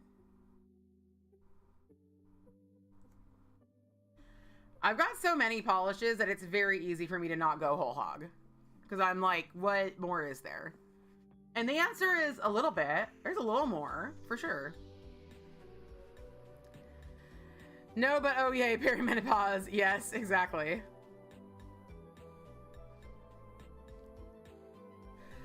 Forbidden fudge. Forbidden fudge sounds gross. I'm gonna say it. It sounds gross. Sorry, I'm suddenly thinking... Ugh. I'm suddenly thinking about the gay representation in the Terror. I love the Terror, but it's problematic. It's absolutely problematic. And sometimes I'm watching it and I'm like, I wish you didn't suck so bad. I love this show. I wish it didn't suck so fucking hard. Like, somehow they found dudes to play these gay dudes that have like the least amount of chemistry fucking possible. The least amount possible. I'm like, how did you find two people with less chemistry? Like, I can't think of another person who would have less chemistry than these people. And I actually kind of blame one of the actors. I mean, I have a degree in directing theater. So I blame the director and the casting people because they did not push for them to be more compatible and more interesting to watch. But also I think it's because one of the actors sucks at this role. I really do. I think he's like, I think he's passable and believable as a character in this show, but like, I think the other one could have had like some really good chemistry and this one just does not. Anyway. Hell no, you just went crazy about a shit ton of Locker 22 PBU. I think I can get the Rogue Warped Tour collection. Let's check that out while this is drying. We have one more coat to do. No, what did I, oh, it's like a thing. It's like a thing fell on it.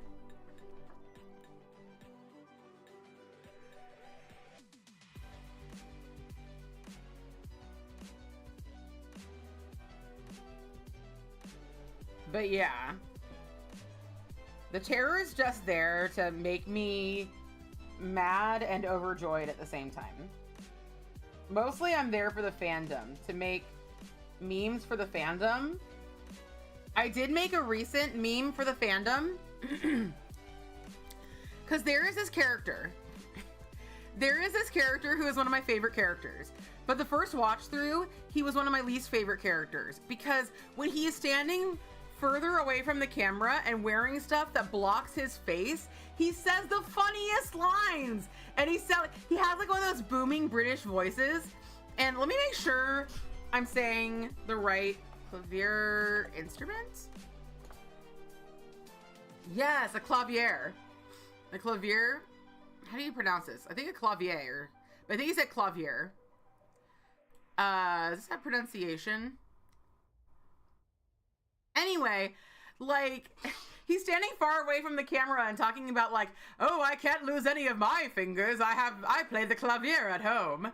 And he like sounds like that. But then like when they're like up into his face, he doesn't sound like that. And he acts like a fucking weenie the whole time. And then there's another time where he's like, it's like far away and he's wearing sunglasses and he's like, the origin of the word diet is the Greek dieta, which means a way of life. And I'm like, who's this man? And then I found out that he's actually this really lame dude that I hate. But like when he's far away from the camera, wearing face covering things, he's my fucking favorite. And I'm just like, there's so much weird shit that is in this show, like Mr. Reed, who doesn't exist. They mention Mr. Reed all the time. He doesn't have an actor. He never shows up on screen. He doesn't exist. And this is why I love The Terror, because there is like 120 characters and they're all white British men, except for like one Inuit chick, 2 Inuit men, and 2 white chicks. Other than that, it's all white British men.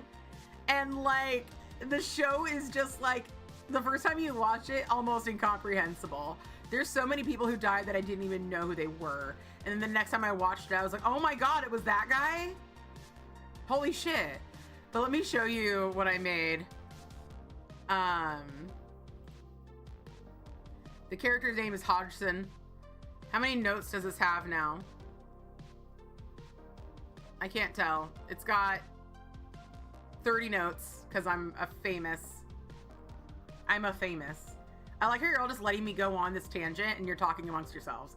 Fully acceptable, but you are going to go on this journey with me. Yeah, so I made this meme.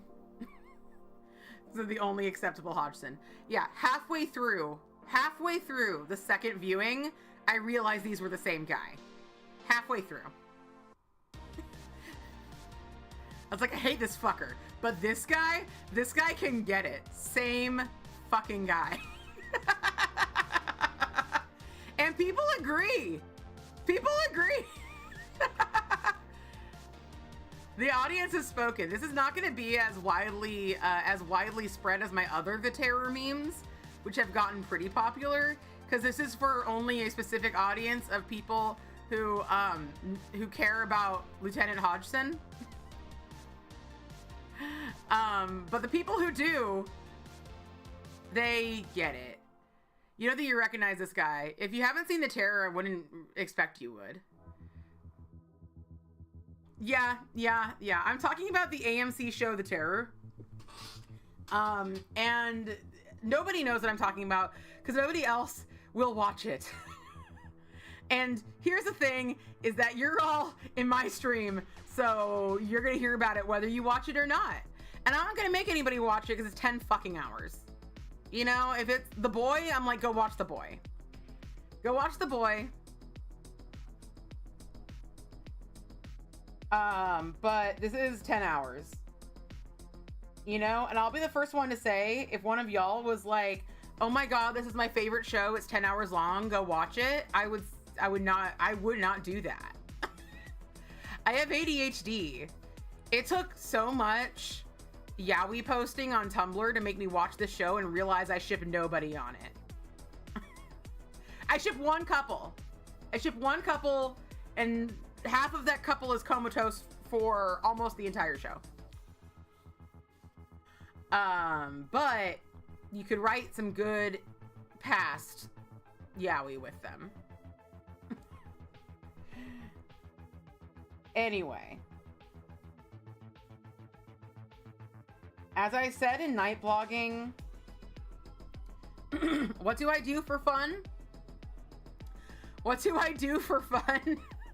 I'm a court jester for people who are into 18th century yaoi. I'm not even even into it. But I'm into the fact that people are into it. I support it. Support your local 18th century, actually it's 19th century, it's 1800s, 18th century yaoi farmer.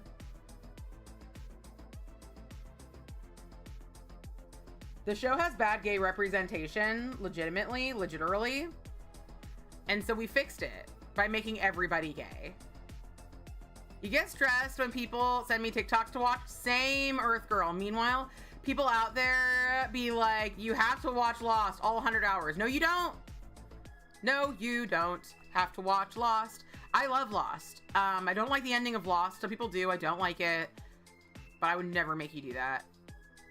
You actually seen the show, but you only remember the second guy. You've seen the show. I didn't know you've seen the show. We only remember... Oh, the second guy, the guy with the glasses? Yes! That's the only... See? Because he's the only acceptable Hodgson. That's why you remember him. But these are the same man. This is the lieutenant that joins Cornelius Hickey because he wants to eat dog. The guy who went to, who had that experience at the, Catholic Church that never spoke of it again. You don't, Fruit Bat, I think the first three seasons are all you have to get through in order to enjoy Lost, for its full glory. Honestly, you do not, here's how I wanted Lost to end. Because I saw Cloverfield and I hated Cloverfield. But I saw a bunch of Dharma Initiative logos all over Cloverfield. And I thought that there was something about the monster in Lost and the monster in Cloverfield. I thought somehow they were related. And I was like, I hope that the monster gets loose and becomes the Cloverfield monster. And that did not happen. And it was very stupid. And some people think it's not stupid. And to those people, I would say, I'm really fucking glad you don't think that, because you got to enjoy the last episode of Lost. And I didn't. I sure didn't like the last season. And the last episode. I hated it. Yeah. They denoted the H-bomb, and you were like, I'm done. Oh, detonated the H-bomb. I'm like, what do they mean denoted it? No, that was me. They found some people disappeared. I was expecting it to be scary. Maybe it wasn't scary. Maybe I was thinking something else. Wait. You think you did start watching The Terror, but like nothing happened the first couple of episodes. Does that sound right? That kind of sounds right. Did it happen in the Arctic? The first few episodes of The Terror are more interesting if you've already watched The Terror. That's the thing about The Terror. The thing about The Terror is that in order to get into The Terror, you have to watch it more than once. Or you can use this handy dandy chart so that you know who the different white guys are. I'll show you the handy dandy chart. I actually sent it to somebody in this other Discord because I put in my intro in that Discord that I enjoy tales of Arctic expeditions or polar expeditions. And they were like in the Mouth of Madness, and I was like, or the Mountain of Madness, and I was like, I need to read that, but no. And then I mentioned The Terror. Yeah. Are you watching AMC's The Terror? Do you, like me, have difficulty telling apart white guys, especially when they're wearing identical uniforms and they all have the same 6 names? This guide is for you. Behold, a non-exhaustive list of white men that you, the viewer, are supposed to be able to remember and tell apart. Yeah. Like, this doctor gets fucking sliced and diced. I didn't even realize that the first time. I didn't even fucking realize that the first time. I love Shackleton. I'm not the #1 Shackleton fangirl, but I'm the #1 Shackleton fangirl in my heart. There are people who actually research Shackleton. I'm not that. But in my heart of hearts, Shackleton is daddy. That's all I have to say. But let me read you guys the White Men Wrapped, because that's the best part of this. White Man Wrapped, 7 Johns, 5 Thomases, 6 guys with mutton chop sideburns, 10 people with blue eyes, 4 Williams, 11 blonde men. The white guide. Exactly. Your guide to white guys. The white guide. You actually agree with the chair. I mostly didn't watch the first time because I was bored, but then decided to watch it some years later, and I still haven't finished it, but it's way more interesting. Yes. Yeah. Do you want me to? It's in the Discord. I could resend it or something. I think it's in TV, Movies, and Mayhem. And if anybody is gonna try to watch it, highly recommend you use that chart, because the second time I watched it, I literally sat there with that chart. And had to like look things up. I had to be like, who was that man? And like when they were mentioning Mr. Reed, the one that doesn't exist, I kept looking for Mr. Reed on the list, but he doesn't fucking exist. All right, I'm gonna at you. I'm sending it to you. Short nail arts. The only reason I really recommend people watch it is so I can talk to you about it. That's it. Seriously, Daddy. Yes. Can one of y'all come up, help me open this polish? Thanks. I wish I could. I wish we were neighbors, Helen. That'd be the best. I think we'd make good neighbors. You're welcome, Short Nail Arts.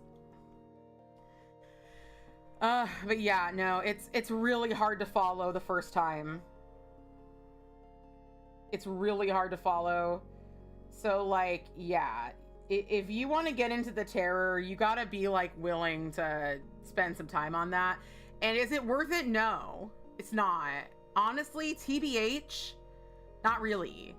But you do get to meet my baby girl, James Fitzjames. And baby, John Goodsir.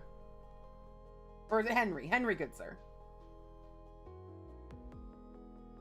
There's a lot of nominative determinism in this show, like people whose names match their personalities and things that happen to them. So there's like Henry Goodsir, who is the goodest sir. There is Thomas Blanky, who's like a nice warm security blankie. Thomas Blanky might be my favorite. He is very reminiscent of that one dad in whatchamacallit, Independence Day. His actual like final scene is actually a lot like the one, the dad who flies, who's like the ex-pilot or does fly, you know, like planes to, you know, dust crops and stuff. It's like him if he was like not drunk and helpful the whole time. And like I think that they cast someone who looked like him, and then they had a scene where it was like very Randy Quaid. Yes, this is not Randy Quaid, but very Randy Quaid vibes and very that character from Independence Day vibes. Only like the sweetest dude, super sweet, competent dude, but also that guy, and also very similar ending for him. Everybody dies. P.S. Everyone dies. Everyone dies. Historically and in the show. They all die. So, no spoilers there.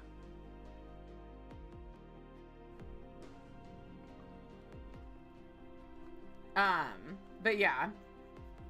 Then there's like Graham Gore. Can you guess what happens to him? Your ADHD has a hard time following simple stories sometimes, so I'm accustomed to rewatching stuff. Honestly, same, Earth Girl. Kind of like sometimes when I'm watching stuff, I'll be like, I'm not really getting what's happening, so I'm just gonna kind of like let myself not get what's happening, and then I'll come back to this. And that's why that's one of the reasons I think I love watching things over and over and over and over and over again until I like have them internalized. Which is I think part of the reason why I get so attached to pieces of media. Why I know so much about them, why like someone can be a big fan of something and not remember a certain line in it, but like I will remember like every intonation of it. And it's just because like if I like something, I have to revisit it, or else it's or else it will not stay. Damn, I really thought they'd make it out of that ice. Yeah, we were all hoping for it. We were all like, you're gonna make it. You're gonna make it to the whatchamacallit company. The what company was it? There's that company that had all those outposts. You're gonna make it there. Amos gets impaled in the butt. What in the butt? I said what in the butt? There are flow charts online for the German show Dark too, and they're so helpful. I need to watch Dark. I heard Dark's so good. I want to watch it. I have been trying to watch more movies and TV, more new movies and TV, because I am trying to boost my attention span. I'm trying to get a little more unplugged. You know, some days it's more so, some days it's less so. Some days I'm better at it, some days I'm worse at it. Let us, man, my nails are, I really fucked them up with that polish, actually. So this side's always short, so I am gonna buff him a little bit because I can afford to buff these nails. You're doing great, Icicle. Really like the first season of Dark, but couldn't get into the second one. Is it worth it? Good question.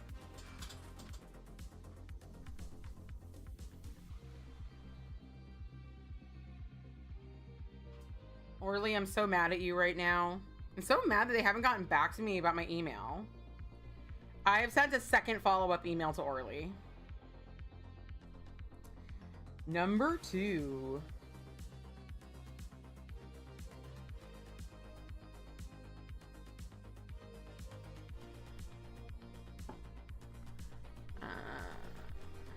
So hopefully they'll get back to me. I'm like, I don't want to get too mad at whoever is like getting these emails, because I know that they're presumably just some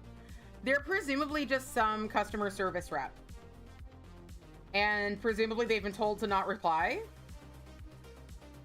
But I did, you know, I have worked in call centers, and I have seen times where people have just closed tickets. Where people have just been like, no, we're done, and just closed it, and then just like never did anything, like never did it. Never helped the person. So, you know, that could be the case. Dark started out fantastic, and then it kind of lost you as it went on. Sometimes I like things more than other people do when they like lose them halfway on, but that is not a guarantee. That's in no way a guarantee. Alrighty. Let's get a thing to balance this on, like a square bottle of polish. Let's get a bottle of Bulgaria. Well, maybe I don't want, well, maybe not for my thumb. Maybe for my thumb we'll do it differently. I also need to shake this.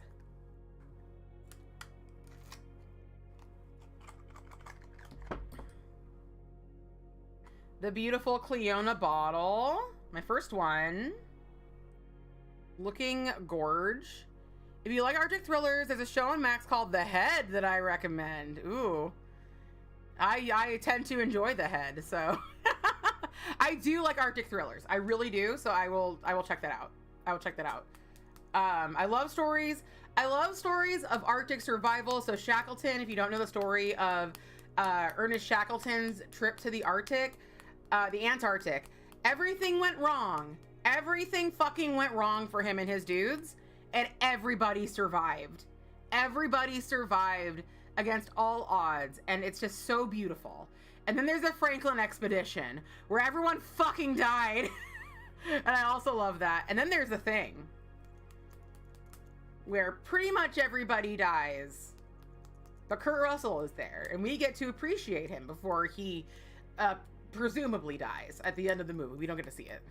We watched Dark through, and the quality declines, but I'd say at least worth going through at least 2 seasons. Someone caved and got a magnetic. Someone did. We're gonna magnetize. We're gonna magnetize, prioritize, cauterize. No, we're not gonna cauterize today. Not today. Kind of interested to see if what anything Kelly Marissa says. I am very interested. She is no longer on Patreon, but I have considered messaging her on Instagram to see if she will reply, because like we've had some nice conversations about this kind of stuff before, just she and I in her Patreon. But yeah, like I don't pay for that kind of connection anymore, so I don't know. But she's come and visited me at stream. Like, she's such a I love Kelly. She's such a gem. I will forever just love Kelly. So, and Kelly in her Discord was very staunch about protecting the trans people in her Discord. Actually, I'm gonna start off. I'm gonna do the thing where I start off with the one coat.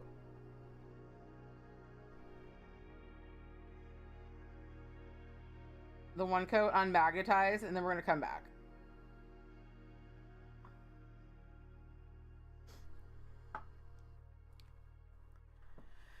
Yes, I saw that the menstrual polish is magnetic. You have one Cleona and it's pickle colored. You're gonna wear it next. Yes. But this fool likes the Dyatlov pass too. You know I like the Dyatlov pass. The Dyatlov pass though is like, it's interesting how they found out what happened. So basically there were all of these very, very, you know,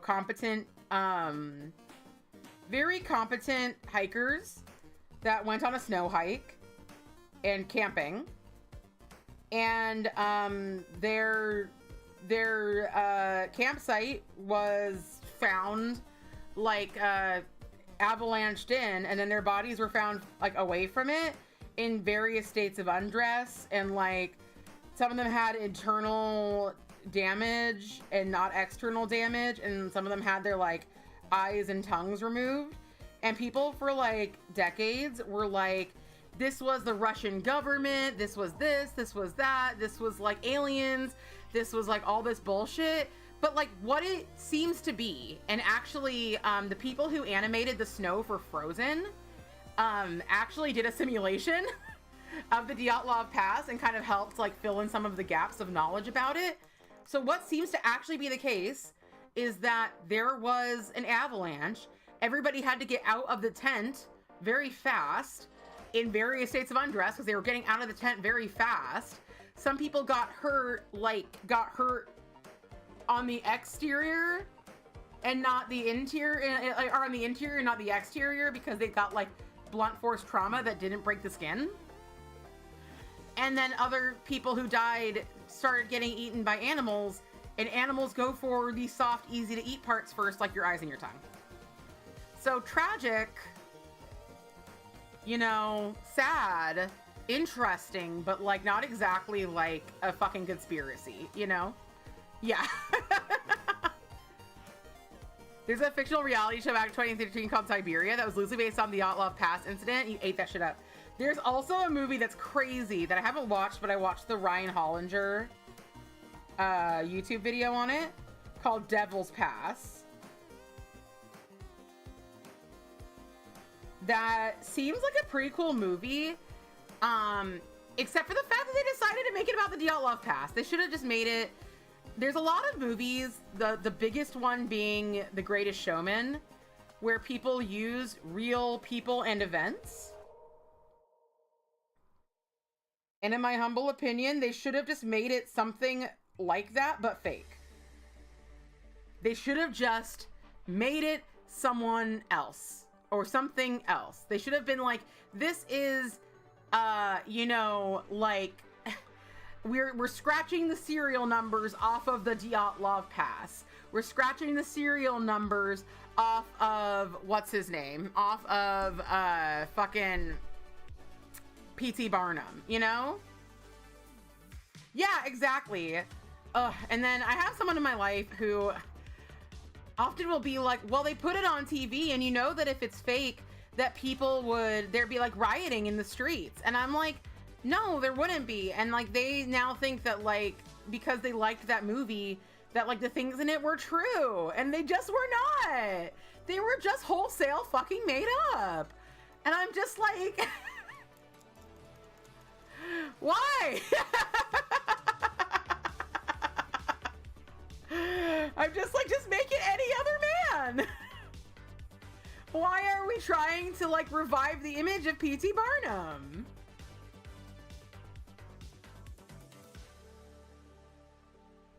Who wants this?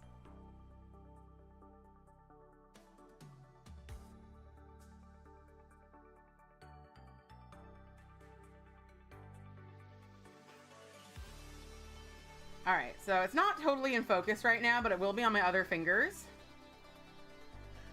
I'm gonna let this sit for a bit. I don't want to reach over and deal with my shit over there, so I'm just gonna let it sit for a bit.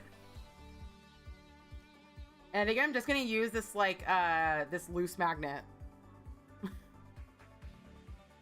I have a few just loose magnets on my mic stand. That's how I feel though about that Dyatlov pass, about Devil's Pass. As I'm just like, just make it not about the Dyatlov pass. just don't do it.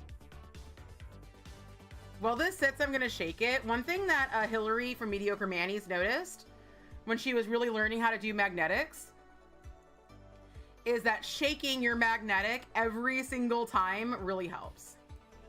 So we're gonna shake our magnetic every single damn time. That is still pretty like sparse, but we'll have a few, not sparse, but like spread out. We'll have a few opportunities to fix that. Maybe I will use this one. We'll see. Oh, whoops. I'm like not doing this right. I was about to just like go in, paint nothing, I guess. So yeah, we did one thin coat, and we're gonna do a thicker coat next.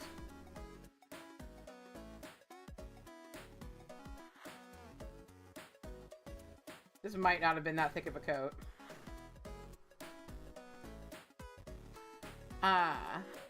So you're invested in the result. Yes, yes. So far, it is behaving not the best. I might not have the best magnets, but at the same time, that shouldn't be a problem. In my humble opinion, that shouldn't be a fucking problem.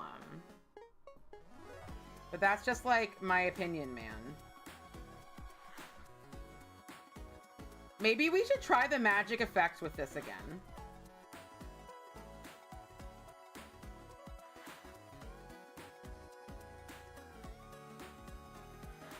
Or maybe I should just try to use it legiterally and do like a top magnet. Dear heart, wherever you are. Who's playing that? That did not really help. Hello, Rahara. Hello, hello. Didn't realize that was one Twitch channel point. But that's fine. People don't overuse it. Don't overuse it! You don't. But don't start. The only good fucking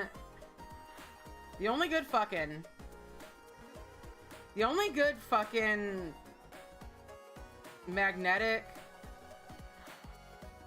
is a gel magnetic. The only magnetic worth your time. Legiterally. I don't see that. I do not have hello noise redeem, but the Titanic, the shitty fluted Titanic is good enough. We're trying to do magnetics, but here's the thing about magnetics, Selena, is that they suck balls. You heard it here first. They suck balls. I'm seeing a little bit of a magnetic effect, but just not enough. But we're gonna try, unless I sent it to somebody else. I might have sent my magic effect top coat. I can't speak to that, Cleona, but I have a couple other magnetics. The pig was not super reactive. Gotta leave that magnet on as long as possible. I believe it. You can read the magnet to go through your finger. I can on some polishes, and I have better results than when I do it. When I paint directly onto the magnet, I have better results than when I paint and then hold the magnet. So Reddit can be wrong.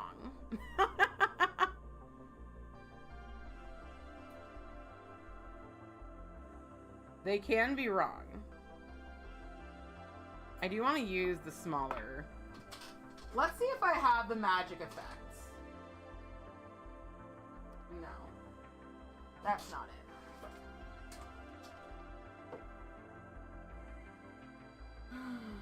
Do I have it? Do you have it? Do you have it?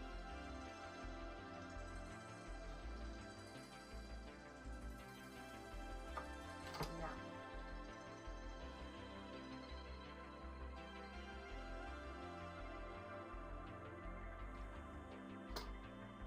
Oh. That's seal glaze.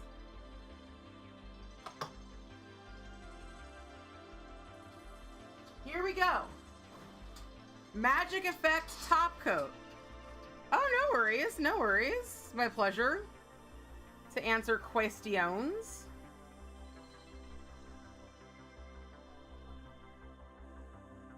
So if I remember correctly, the DRK magic effect for magnetic nail polish, you just use as a top coat while holding the magnet down.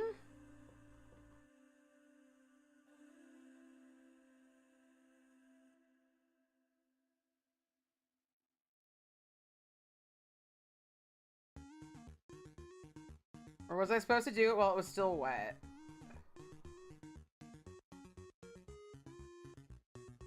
This needs to be like closer to my thumb, I think. Thick layer.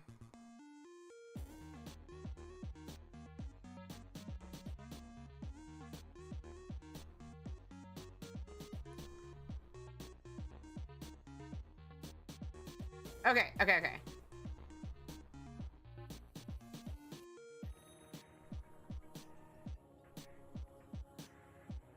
I'm gonna hold it here for approximately 1,000,000 years. Thank you about the lantern and Ren stuff. Those plates are amazing. I'm so glad you like them. I'm so glad. There are so many good places to get stamping plates. It's so funny. Finally, the mini painting world has discovered stamping. And one of the most popular mini painting channels, Goobertown Hobbies, is releasing his own stamping kit for like Warhammer minis. And I'm very curious who he's getting his stamping polish from. Because I'm almost certain, I know that you can't really stamp with acrylic paint. So I'm really curious who is supplying him with polish, what polishes he has. Yeah, exactly.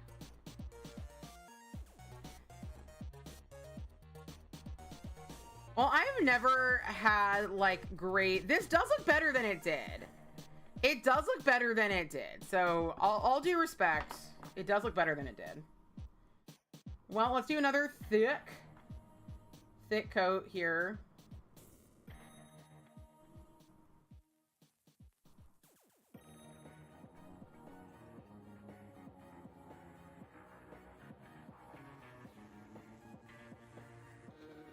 It is getting better. The magnetic effect is better than it was.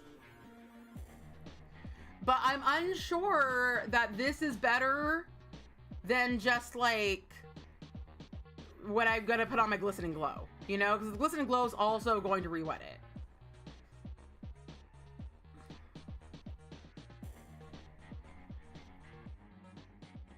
All right. Mama Bear, though, I didn't take a picture of this. I should take a picture of this. Mama Bear looks sick as hell. That is a beautiful polish. Loving it. Loving it.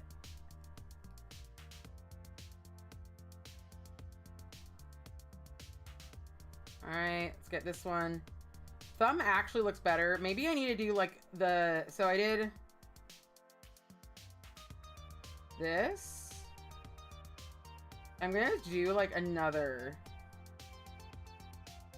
I'm just gonna do two coats, because that's what I did in my thumb, and my thumb looks better than this index finger.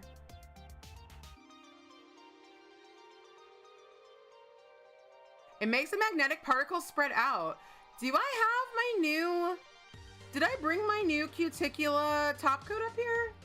I have my out the door. I have my out the door. Maybe I will, maybe I'll use out the door and see if that helps. See if that makes it better. So it doesn't have toluene in it. I like out the door. I like a toluene free top coat. I love a toluene top coat. I mean, I love Glisten and Glow's toluene top coat. But there's something so nice about knowing that your polish is not gonna fucking shrink. You know, every toluene top coat has some shrinkage. Glisten and Glow has the least, but every toluene top coat has some shrinkage.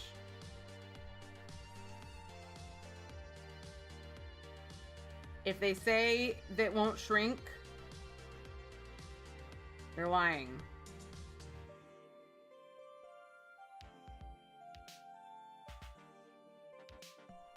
And you can be like, you're a liar. Mom Bear's a 10 out of 10 to tell the others. Shrinking makes you mad. Exactly. Exactly. So usually I do love a toluene top coat, but sometimes when I'm like, I just cannot be shrinking, we're using toluene free. I use G&G for everything, but you start using SE Gel Setter or swatching and magnetics. No toluene, but seems just as strong as G&G. Yeah, I've heard such good things about SE Gel Setter. I really want to try it sometime. But I will say, in these trying times, one thing you can be sure of about Glisten and Glow is that they are a very trans-supportive brand. I've had some great conversations with Jill about that. She's extremely passionate about it. So if you want to support trans rights, then Glisten and Glow is a great company for that. They are just very passionate about it. They're not really people who like to get too involved in politics, and I understand that.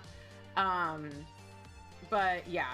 If you want to know a brand that's not going to disappoint you in that way, Glisten and Glow and Plus Life Lacquer, two brands that I love so much and that I know the owners.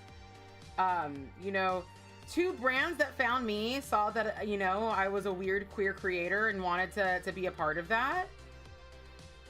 You know, like they knew exactly who I was. They knew exactly what I do. And they've both done some, you know, collaborations with me, and yeah, we love them. You'll never not get a quick dry top coat when you're burning through swatches. SE is cheaper for a good throwaway on a swatch night. Is the SE cheaper? Is it really? Because a bottle of Glisten and Glow is like $6. I don't know if you're right about that.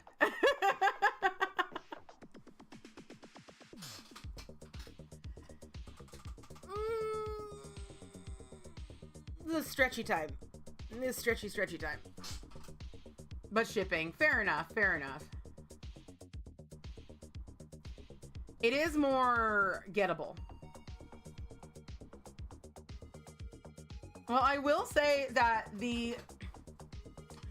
I've never had this be magic, but I will say that it did do, it did help. It did help. All right, we got out the door. We're going to do one more layer. This is why I'm always like, when they say that like a freaking magnetic is like a fast nail art. No, it's fucking not. This is taking forever. And for what? For what, I say? Orly, why did you betray me? Why did you betray me?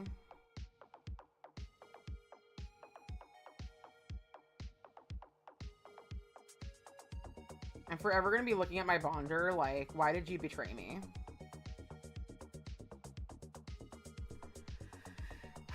It's just, I just feel like they're not gonna make more money from this in the long run. But I mean, I think you're right. I think you're right. Not to invalidate your opinion. I think your opinion is correct, Rahara. I'm just very disappointed, as you can guess. You take all of my toluene top coats. You love that shit. As long as you wrap the tip, you don't get much shrinkage.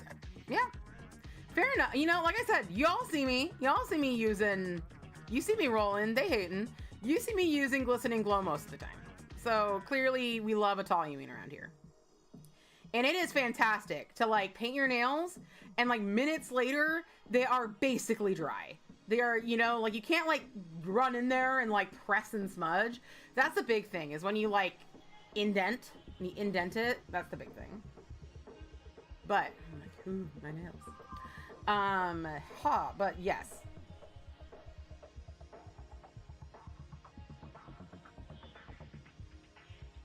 Like they are like pretty much dry to the touch when you're done.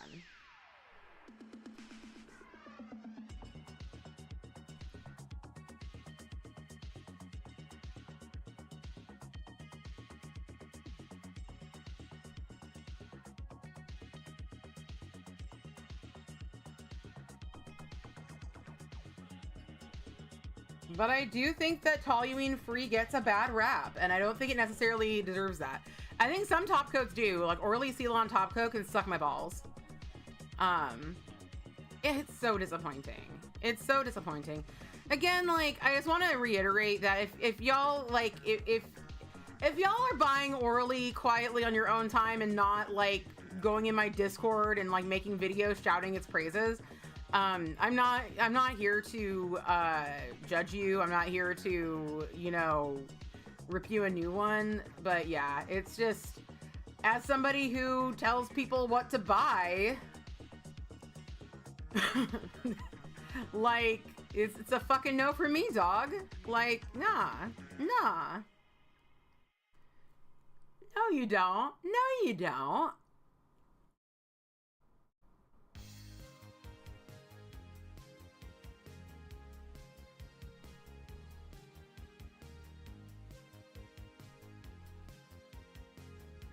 Yeah, it's so sad. And especially after I was just singing their praises because they offered restocks to salons that lost all their Orly in the LA fires. And I'm just like, dudes, the fuck. Yes, your influence. Thank you. You need to find their one night stand on black market, some way that doesn't give them gay dollars. I presume, and if anybody knows how this works exactly, I think you're pretty safe buying them from a TJ Maxx. I think you're pretty safe buying them from a TJ Maxx. At TJ Maxx, they're $5. I think that that's pretty close to cost. I think that's pretty close to cost for an Orly. Is it cat medicine time? Hell yeah, I do. I see it's cat medicine time. It is cat medicine time. By the way, reminder, we're watching A Mighty Wind. It's a comedy. It's a mockumentary featuring Eugene Levy and Catherine O'Hara, who most famously now are the parents from Schitt's Creek. And it's one of my favorite movies ever, and I cannot wait to share it with you. It'll be so much fun. My father-in-law was talking about the original LA radio show that Harry Shearer, who was one of Spinal Tap and the Folksmen, Michael McKean, who was also those things and also in all of these movies, except I don't know if he's in Waiting for Guffman. The guy who played Squiggy in Laverne and Shirley, because Michael McKean played Lenny and this other guy played Squiggy. The three of them had a radio show on LA radio back in the day. And my father-in-law was telling me about it. After showing us this really horrifying SNL sketch. The Cologuard SNL sketch. He was like, I need to show you this sketch from SNL. Sometimes they do. They sell a lot of Orly. Does Hollow Taco still have Ivory Tower? He used Ivory Tower instead of Sassy Nass. But yeah, I mean, also go to fucking TJ Maxx. Go to fucking TJ Maxx, buy your Orleys and your OPIs there. Oh, when did he die? When did, I know, so I have watched, like I said the other day, I've watched the intro to Laverne and Shirley a million times, but I've never actually watched the show, if I'm correct. Get Orly on eBay. Lenny and Squiggly, names make you giggle every time.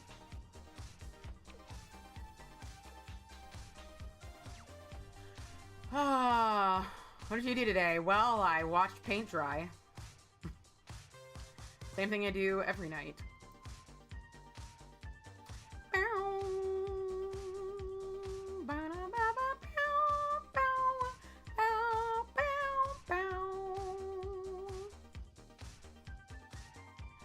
All right. All right. There we go. Uno mas.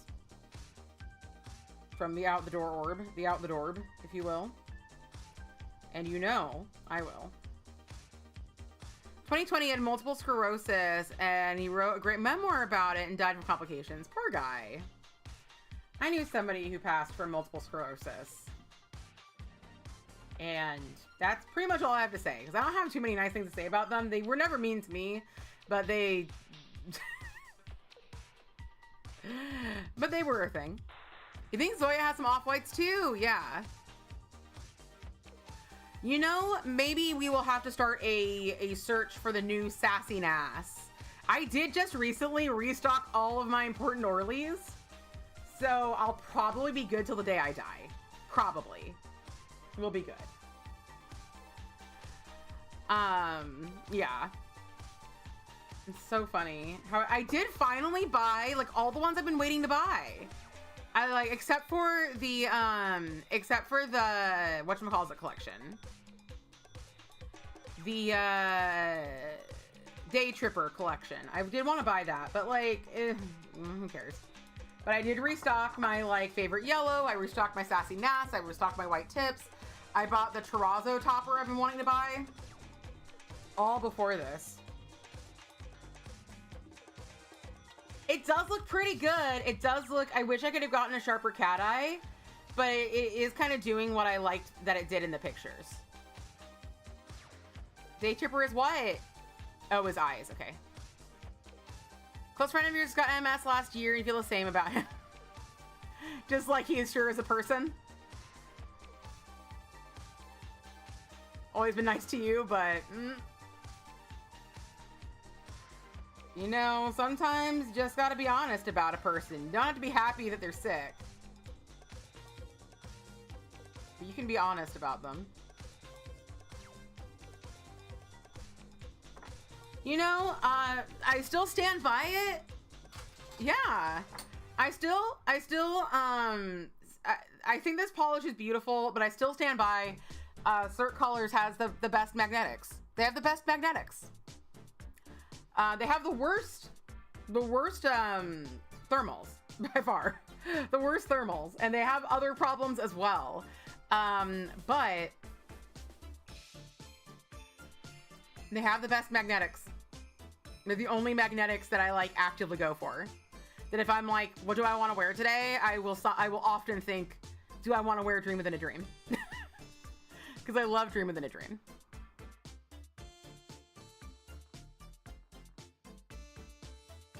Oh, WB DVDs from 2006, 2008 are rotting away. Oh no. Vero posted a thing in the Movies and Mayhem chat about DVDs rotting. He's nice to you, but I get told he says some not so nice things to other women in your circle to the point where you had an intervention. I actually had a friend like that, and I might still have a friend like that, where I gave, like, we haven't really talked about this. We haven't seen each other in a long time. Where he always kind of like, I always, you know, he really liked me and seemed to respect me, but like, it was not, it's one of those people who, you ever meet somebody who's like, why does nobody like me? And you're like, maybe if you weren't so goddamn off-putting, they would like you more. If you would like, I know that you think that like making off-color jokes is funny, but perhaps that is the reason that people don't like talking to you, because it's uncomfortable for them. And like we hadn't talked for a while, and then I went to a wedding and I found out that he had said some, he got into a fight with somebody and then said to somebody else, like they would agree with him, literally that women weren't people. And then I was like, oh boy. And like I found this out and I was just like, I wish I could say I didn't think that he would say that, but like, you know, and I haven't talked to him since. But I know the last time I did talk to him before that, he had said that he had been watching some stuff that he realized was not actually male empowerment and was actually just hating on women. So like, I do think that perhaps he was coming around, but at the same time, I was like, this is too much for me right now. This is too much for me right now. I cannot deal with a person like this right now. Anyway, do you all love hearing about my weird former friend stories?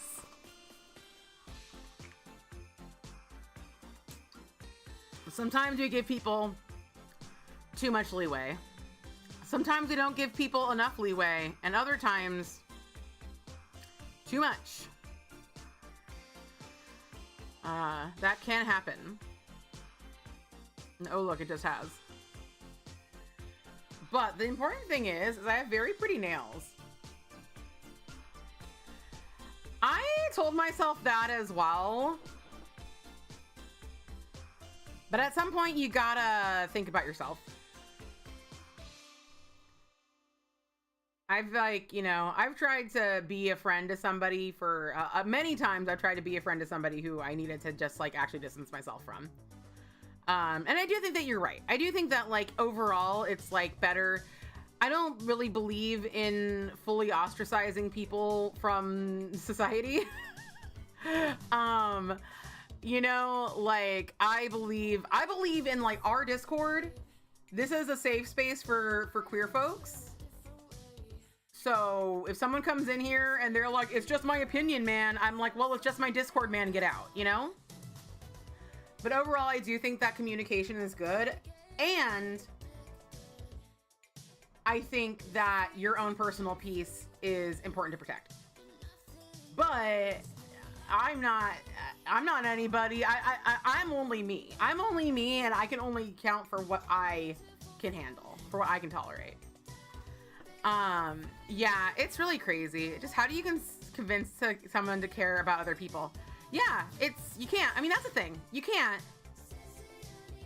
You know, and that's also the thing is that like, there's two things. There's like not giving up on people because you want to see them become a better person. And then there's the other side, which is letting them face the consequences of their own actions. You know what I mean? Like, I do think it's great to like love a friend and try to see them through a hard time.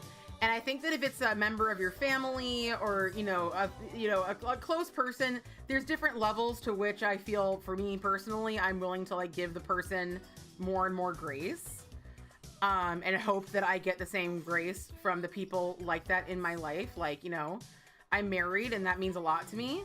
Husbando's always been, amazing to me. But like, it would take a while for me to not believe that would still be the case. But yeah, like at a certain point, one must let them. One must say, you're hurting me, and if they're not hurting you, then I think it's fine to, do what you need to do what you want to do. And obviously everybody's their own. Obviously, I am not your mom. I'm not your real dad. Do what you want. But yeah. Put your oxygen mask on first. And then help those around you.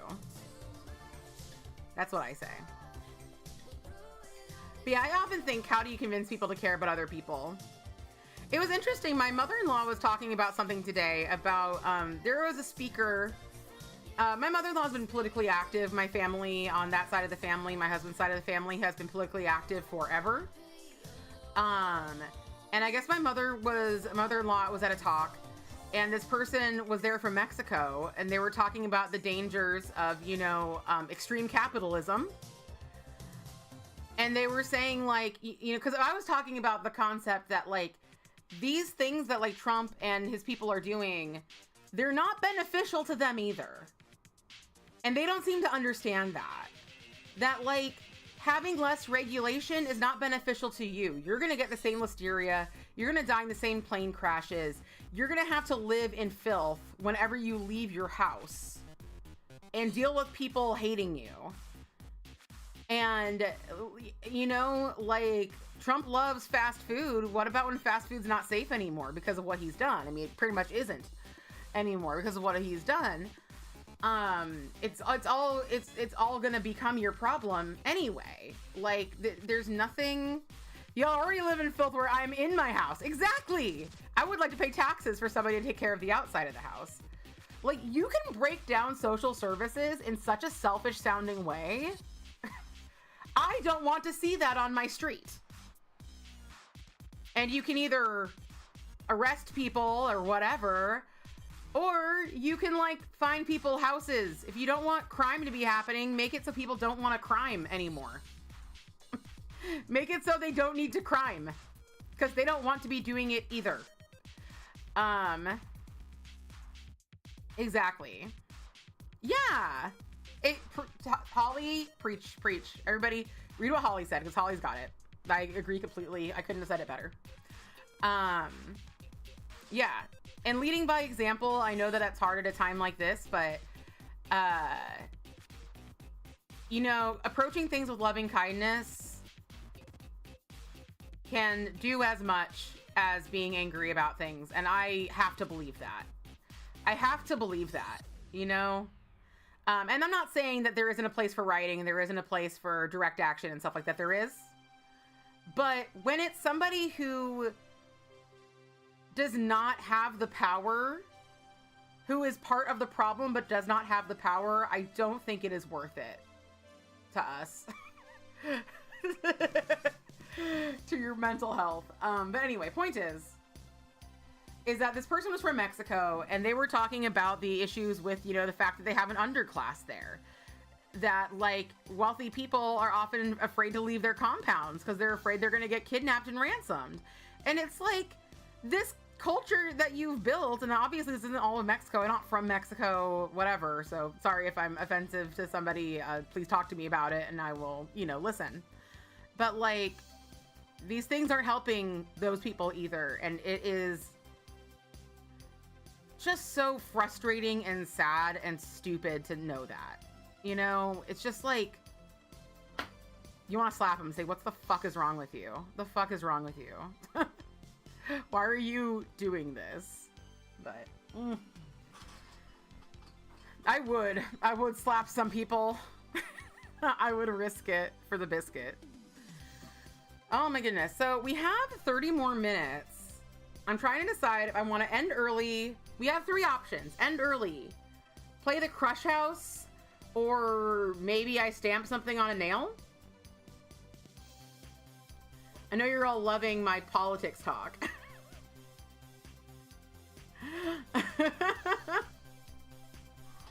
You came here to get away, and I'm like, by the way, you're not getting away. Stamp something. All right. What should we stamp on Mama Bear? I really like a pretty a big stamp on, like, a background like this.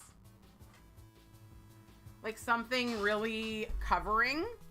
Let's do some nail art right quick. Yeah, Luna, let's do it. We've got this patterns plate. We can make a Mama Bear shiny carpet. Always an option.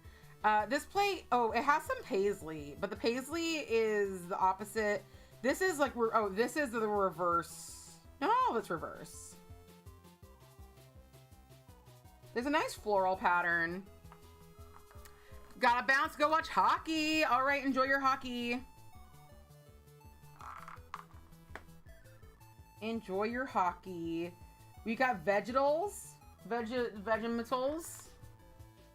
Ooh, we've got some mid-century modern. I do love some mid-century modern, so I'll pull this. I think I have one on here that I think would be really cute. Bear playing hockey. I don't think I have that. You know I don't have cute stamps like that. You know I don't have nice things like that. We've got a Rocco's Modern Life ass looking one.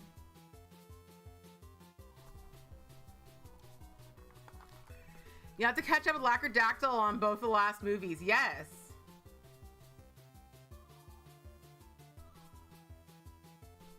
You also have a play date. There's this book plate.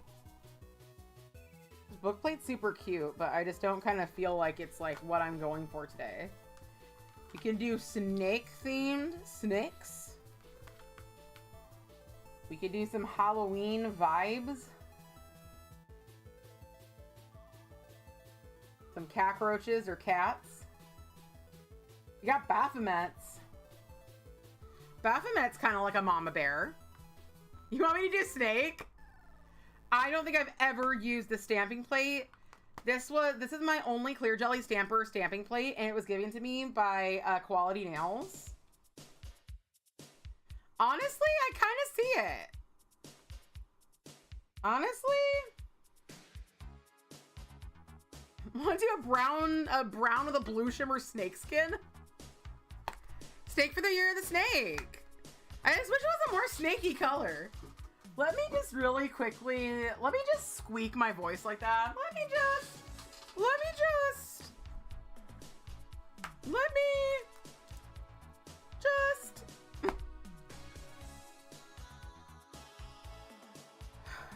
I do love this one. I love this plate. I love the little uneven circles. So good for a psychedelic look. I also have this like Art Nouveau plate. I'm like, am I just using the wrong word there entirely? Snick. All right, it's you. You're a snake. It you. Okay. Clearly we all want the snacks. I'm just looking in case there's something that just screams at me. That just says like, Stephanie, do me. So, you know, I cannot deny when somebody's like, Stephanie, do me. I gotta do it. I got to do them. Should I do gold or should I do black? I'm leaning black. I'm leaning black for this stamp. What do y'all think? Gold or black? I think either would be nice. I don't want to do a hockey manny. I can't. I mean, okay, I could freehand a fucking hockey manny, but do I look like someone who's got a hockey plate? Do I look? It's like that Vine. Bitch, do I look? Okay, Black says Rahara. The way you're just out here remixing words is killing me. Look, live word remix today. Language is fake. Pucks. No. Nar. I don't want to. Okay, if you want gold, speak now or forever hold your pee, okay? I gotta decide which snack skin. Leaning towards this snack skin. I feel like I should put on some fucking latex. My latex got mold in it. I actually opened it during our last group stream and realized it had mold in it. And I was like, put that back. Put it back.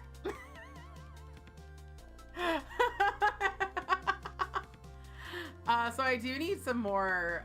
So Khaleesi wants gold. Does anybody want to break this tie?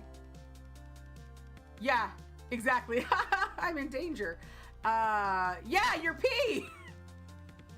Hold it. Go to the bathroom. Put your hand under your area. Hold it like this forever. That's what we're into. That's what we're into around here. It's how we get off. I do feel like gold would look nice. Look, this is not the first or the last time I have said forever hold your pee. If we want to do gold or black for the snake skin, cause like I'm really like I can't decide.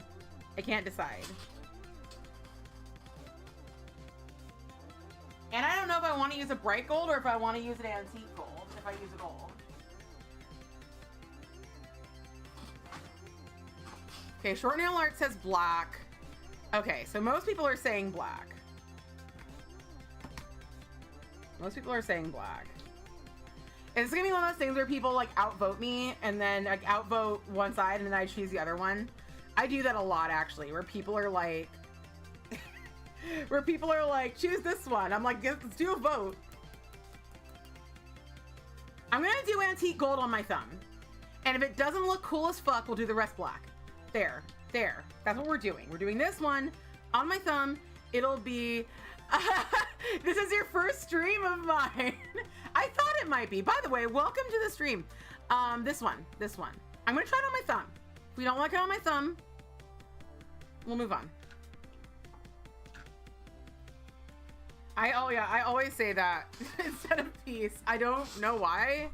Probably because I think it's funny.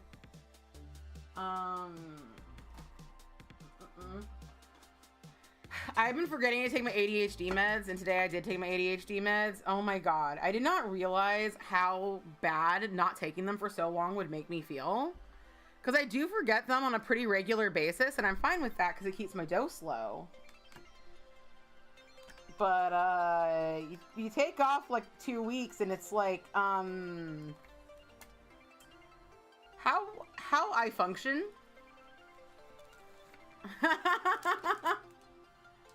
Oh, don't worry about it. You know, we're just playing. We're just playing in this space. We're just having a good time. Alrighty. The gold should show. This is Hit the Bottle Where Time Melts. This is from an art theme, I think, on PPU, but it's based off of the Melting Clocks painting. I'm not going to use any sort of coverage for this because it's all just so annoying. All right. Let us... I wonder if I'm gonna pick this up with no streaks.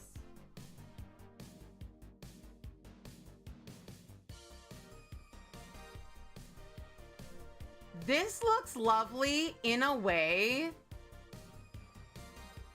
that I would usually never do. I could see this being on a purse that I would never buy. And I think what I might want to do, actually, is I might want to do black. I think I want to do black, and then I want to do gold. Thank you. I do think it's very pretty. When I say a purse I would never buy, I'm not trying to at all say this doesn't look good. There we go, down there. Do I want to do black and then gold, or do I want to just do gold? Thank you. It does look pretty elegant. Very elegant. Nah, I'll just do gold. It looks good this way. Keep it simple, stupid. It looks good. He looks good in whatever he wears. He's not wearing a hat. Whenever I say someone looks good, I think of Dream Phone. Yeah, this is snake print. So this is like an elegant snake print handbag for your grandma. This is my snake plate. You could tell because it says snake a bunch of times. Snake, snake eyes, cobra, snake in the grass, slither. I know a lot of old ladies that like use snake skin stuff. Very grandma purse vibes. We're gonna be just like in our... No! I accidentally acetoned my little ducks over here. I guess it was only a matter of time. No! I'm ruining everything. Ruining everything. Okay. Let's... Get it. Let's get it. Perfection. Let's stamp it. Beautiful. beautiful. A beautiful grandma purse. I miss my grandma. I love my grandma. She is no longer with us. She died a month before I got married. So at least she did get to meet my husband. At least. Okay. Ugh.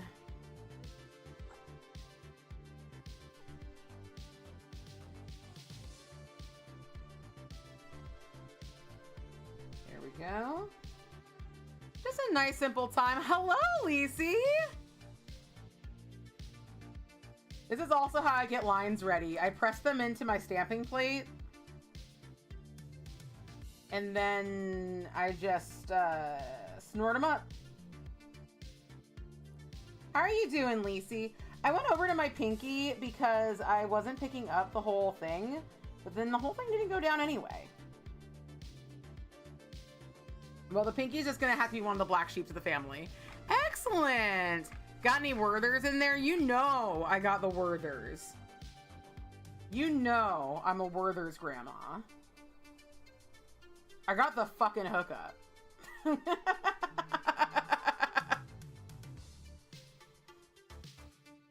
No, I do my lines off of the asses of beautiful women and men. And non-binary folks. Like any other self-respecting person. And I snort it with a $100 bill.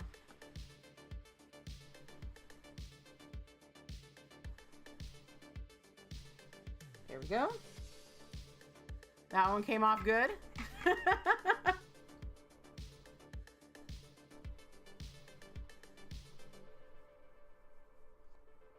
We got one more finger to go. I do wish this pinky was looking better, but it's gonna be fine. No one's ever gonna notice. Werthers are unironically fucking delicious.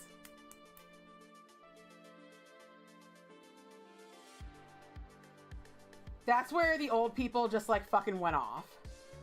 They're like, we're gonna carry Werthers around in our purses, and that's how we will gain the respect of the youth. And I'm like, I do respect that. I do respect that.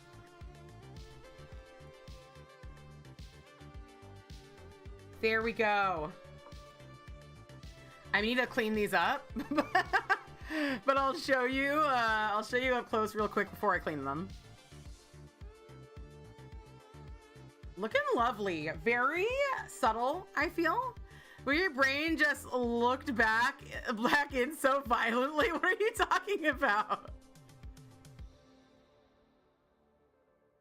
About me snorting coke off people's asses?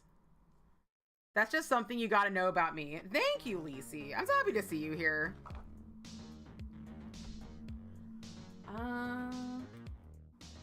I need to find my tape. So I'm gonna be a lobster about it for a second. Okay. Alright. And we'll just go around. Luckily, this polish is pretty easy to clean up.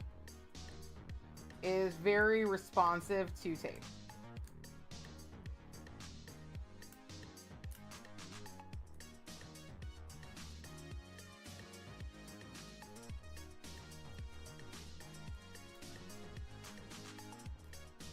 There we go.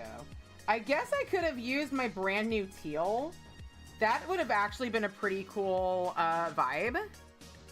Thanks! You know me, I'm a classy broad.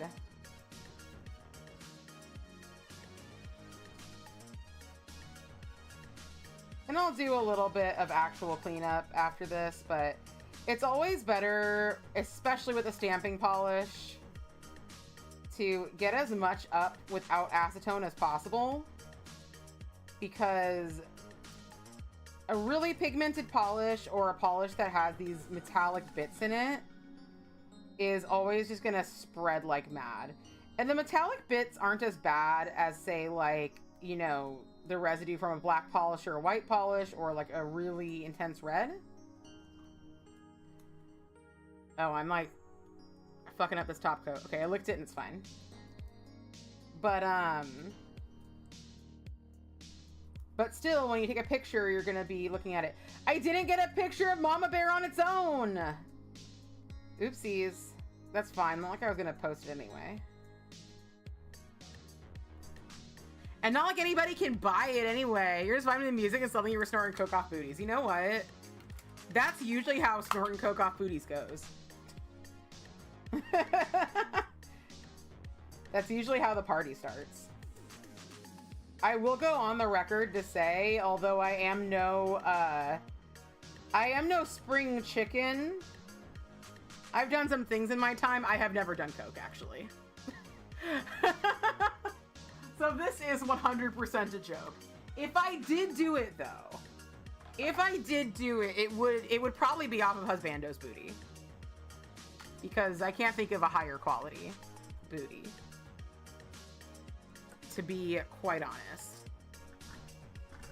I don't know if he'd let me, though. I mean, I'm sure he would let me, you know, pretend to smoke it off his booty.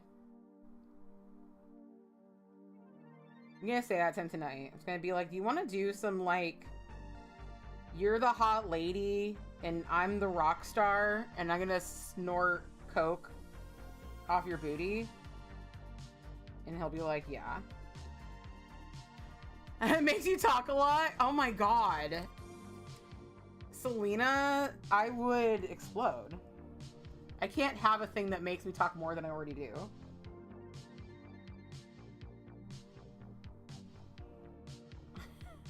I would never stop. Alright. I really need to order my, my weed whackers. I do think I know where one of my weed whackers is. A weed whacker is a cleanup brush. Right now I'm using the KB Shimmer cleanup brush, which I do not recommend. It's nice for big cleanup, like if it's all over your finger. And not to sound too full of myself, but I'm really good at this, so I'm making it look effective. This is their bigger one. Their little one is much thinner and much nicer for doing what I'm doing right now. But see, I have most of it on my finger itself. And I just have the little edge going over my nail. So do not recommend this KB Shimmer, the bigger KB Shimmer brush. The big round one. But it is the one I'm using right now because I don't have my favorite one around. And I also need to order more of my favorite. We love a supportive husband. Yes, absolutely. Husbando is the best.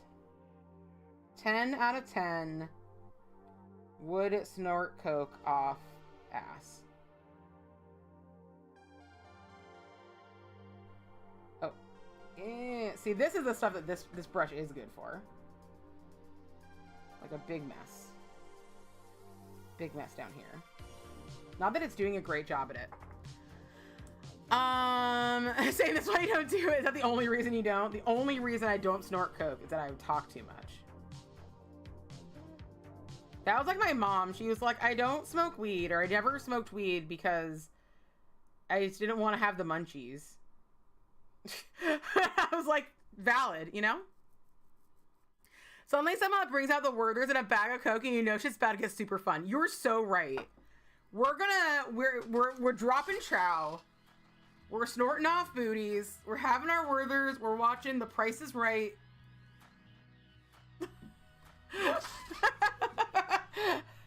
Grandma's gonna tell you some stories she's never told you before. Never told you before.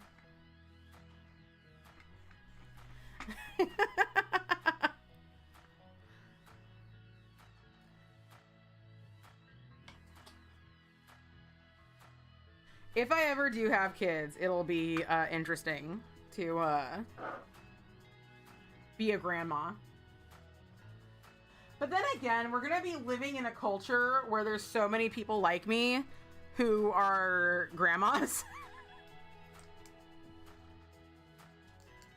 Where's my smudge-free top coat? I don't actually think I need it for this look. TBH. But like, oh, there it is. We got Kleenexes up our sleeves.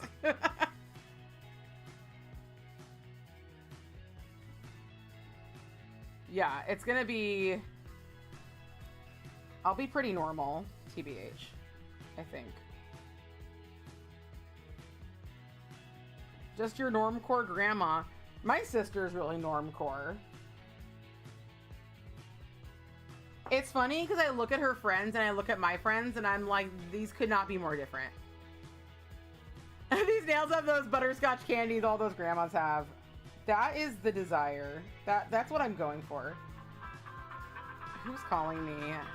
I bet you it's someone who I should answer the phone for. You know? No, it's not. It's someone from fucking North Carolina. Did I accidentally answer? They're hearing me say that it's somebody from fucking North Carolina. Well, they can listen.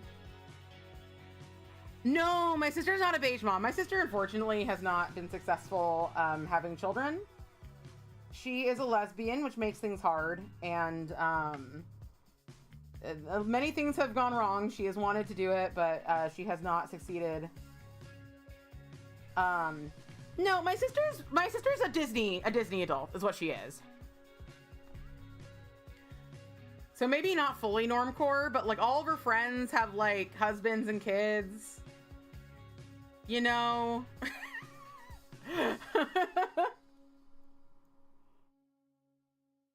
And my friends ain't like that. I only have a few friends who have kids. Only a few.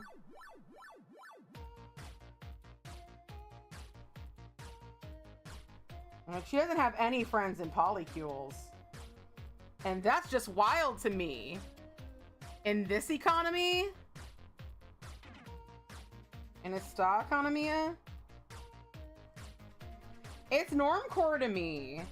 But that might just be because I literally, like, I worked at Disneyland and lived there at Disneyland. You know? Like, so it's just very normal for people to be really into Disney for me.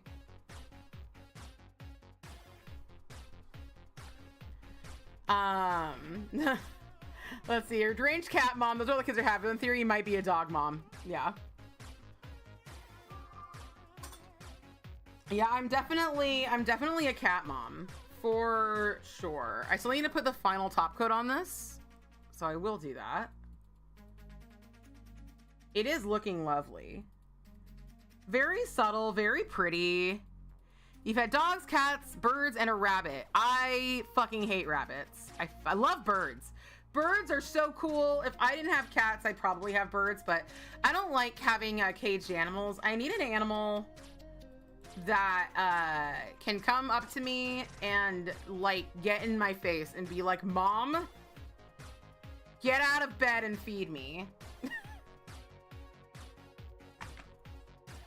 Like, I need them to like tell me what to do. But I love birds. Birds are amazing.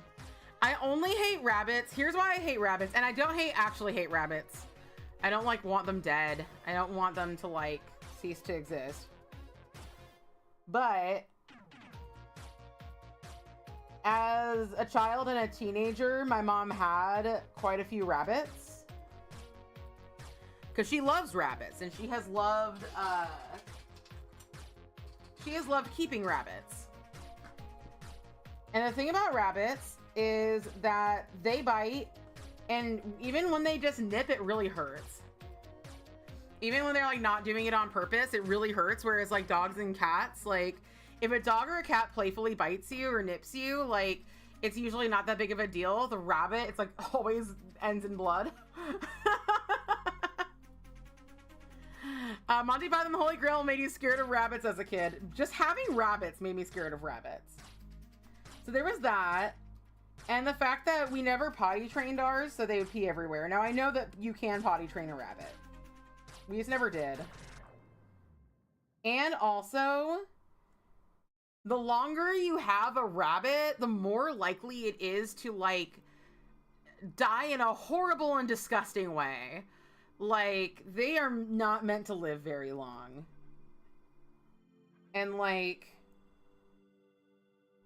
At least 2 of our rabbits had really disturbing deaths. So, you know, for me, I like cats. Because cats are really affectionate. And they're pretty independent. Like, they love you, but they also, like, have their own things going. For me, for dogs, they just look at me like I'm their entire world. And I'm like, I'm not ready for that kind of commitment. Whereas cats are like, I love you, my warm, hot water bottle of a roommate. And I'm like, I love you too. You know? There we go.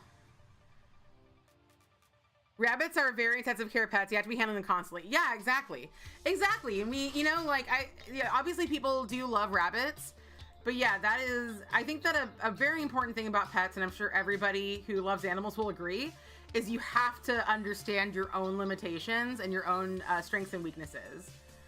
My cats are like super well behaved. They're really well-adjusted cats because I have the exact personality that's good for raising cats. Sorry, I'm trying to find like the best focus for these nails. There we go. They look real funky and fun. I like them a lot. We've also had rats, but the emotional toll for them is too high. That's what I've heard, because they're so smart, but their lives are so short. Yeah, I've heard that as well. But yeah, I'm exactly the right kind of person to be a cat mom. Look at that.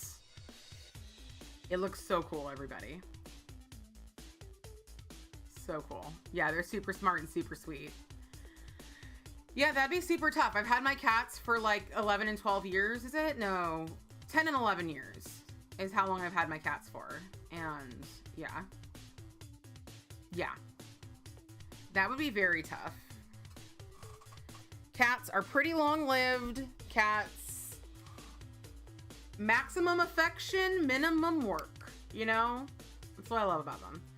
The tiny hair on the end of my pointer fingernail. No! Is there? Oh. Oh, there is. There is. Thank you, Fruit Bat. We got it. The evil is defeated. We got it. Your kitty is 21 and going strong. Exactly. We fixed it. That would have driven me nuts in the picture, so thank you.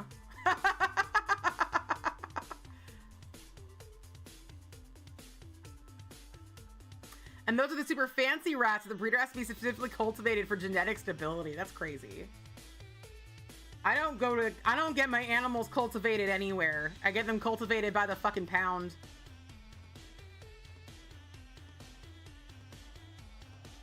My best cat of all time, other than perhaps Shepherd, Neko Sensei, I went to the pounds and I was looking for a black cat. I wanted a black cat because many reasons. I wanted a black cat. And I had my hand on, like, sliding on the cages. I was just looking, my hand was up, and I felt the cat reach out and grab my hand. It grabbed my fingers through the cage. And it was my baby Ramesses, and I got him, and I loved him so, so much. Yes, you should have gotten Mama Bear. Maybe it'll come back. Maybe it will come back. It is so gorgeous. This is such a cute combo. And this is something that I love. This is something that I love about a more full coverage stamp over an intense shimmer. Do you see? So what's happening here, at least what I perceive is happening here, is that because like the stamps are blocking out the light, but they're small enough that you can see past them, they're creating little pockets of like extra intense shimmer in those dark areas. And so that's what I love about something like this over intense shimmer. All right, you'll see some of you in a mighty wind, although you might be a tiny bit late. Thanks for streaming. You're welcome. Have a great night or afternoon, Luna. I will see you tonight. Yeah, but we do have a mighty win tonight. I really hope that as many of you as can will be there. And thank you so much for joining us for the first time. Gotta learn your name. I'm going up. Your name is certainly something. A cuckoo. Oh, a cuckoo. I got it. You are the walrus. I understand now. But yeah, thank you for joining us, Akukukachu. And if anybody wants to join the Discord, feel free to join us. You just gotta be 18 plus and queer friendly. That's all we ask for in the Discord. And yeah, good times, good streaming times. There should be a podcast out next week. It's juicy. It's a juicy podcast. Juicy and fruity. You're welcome. Thanks. Names that start with the letter S are the names of snakes.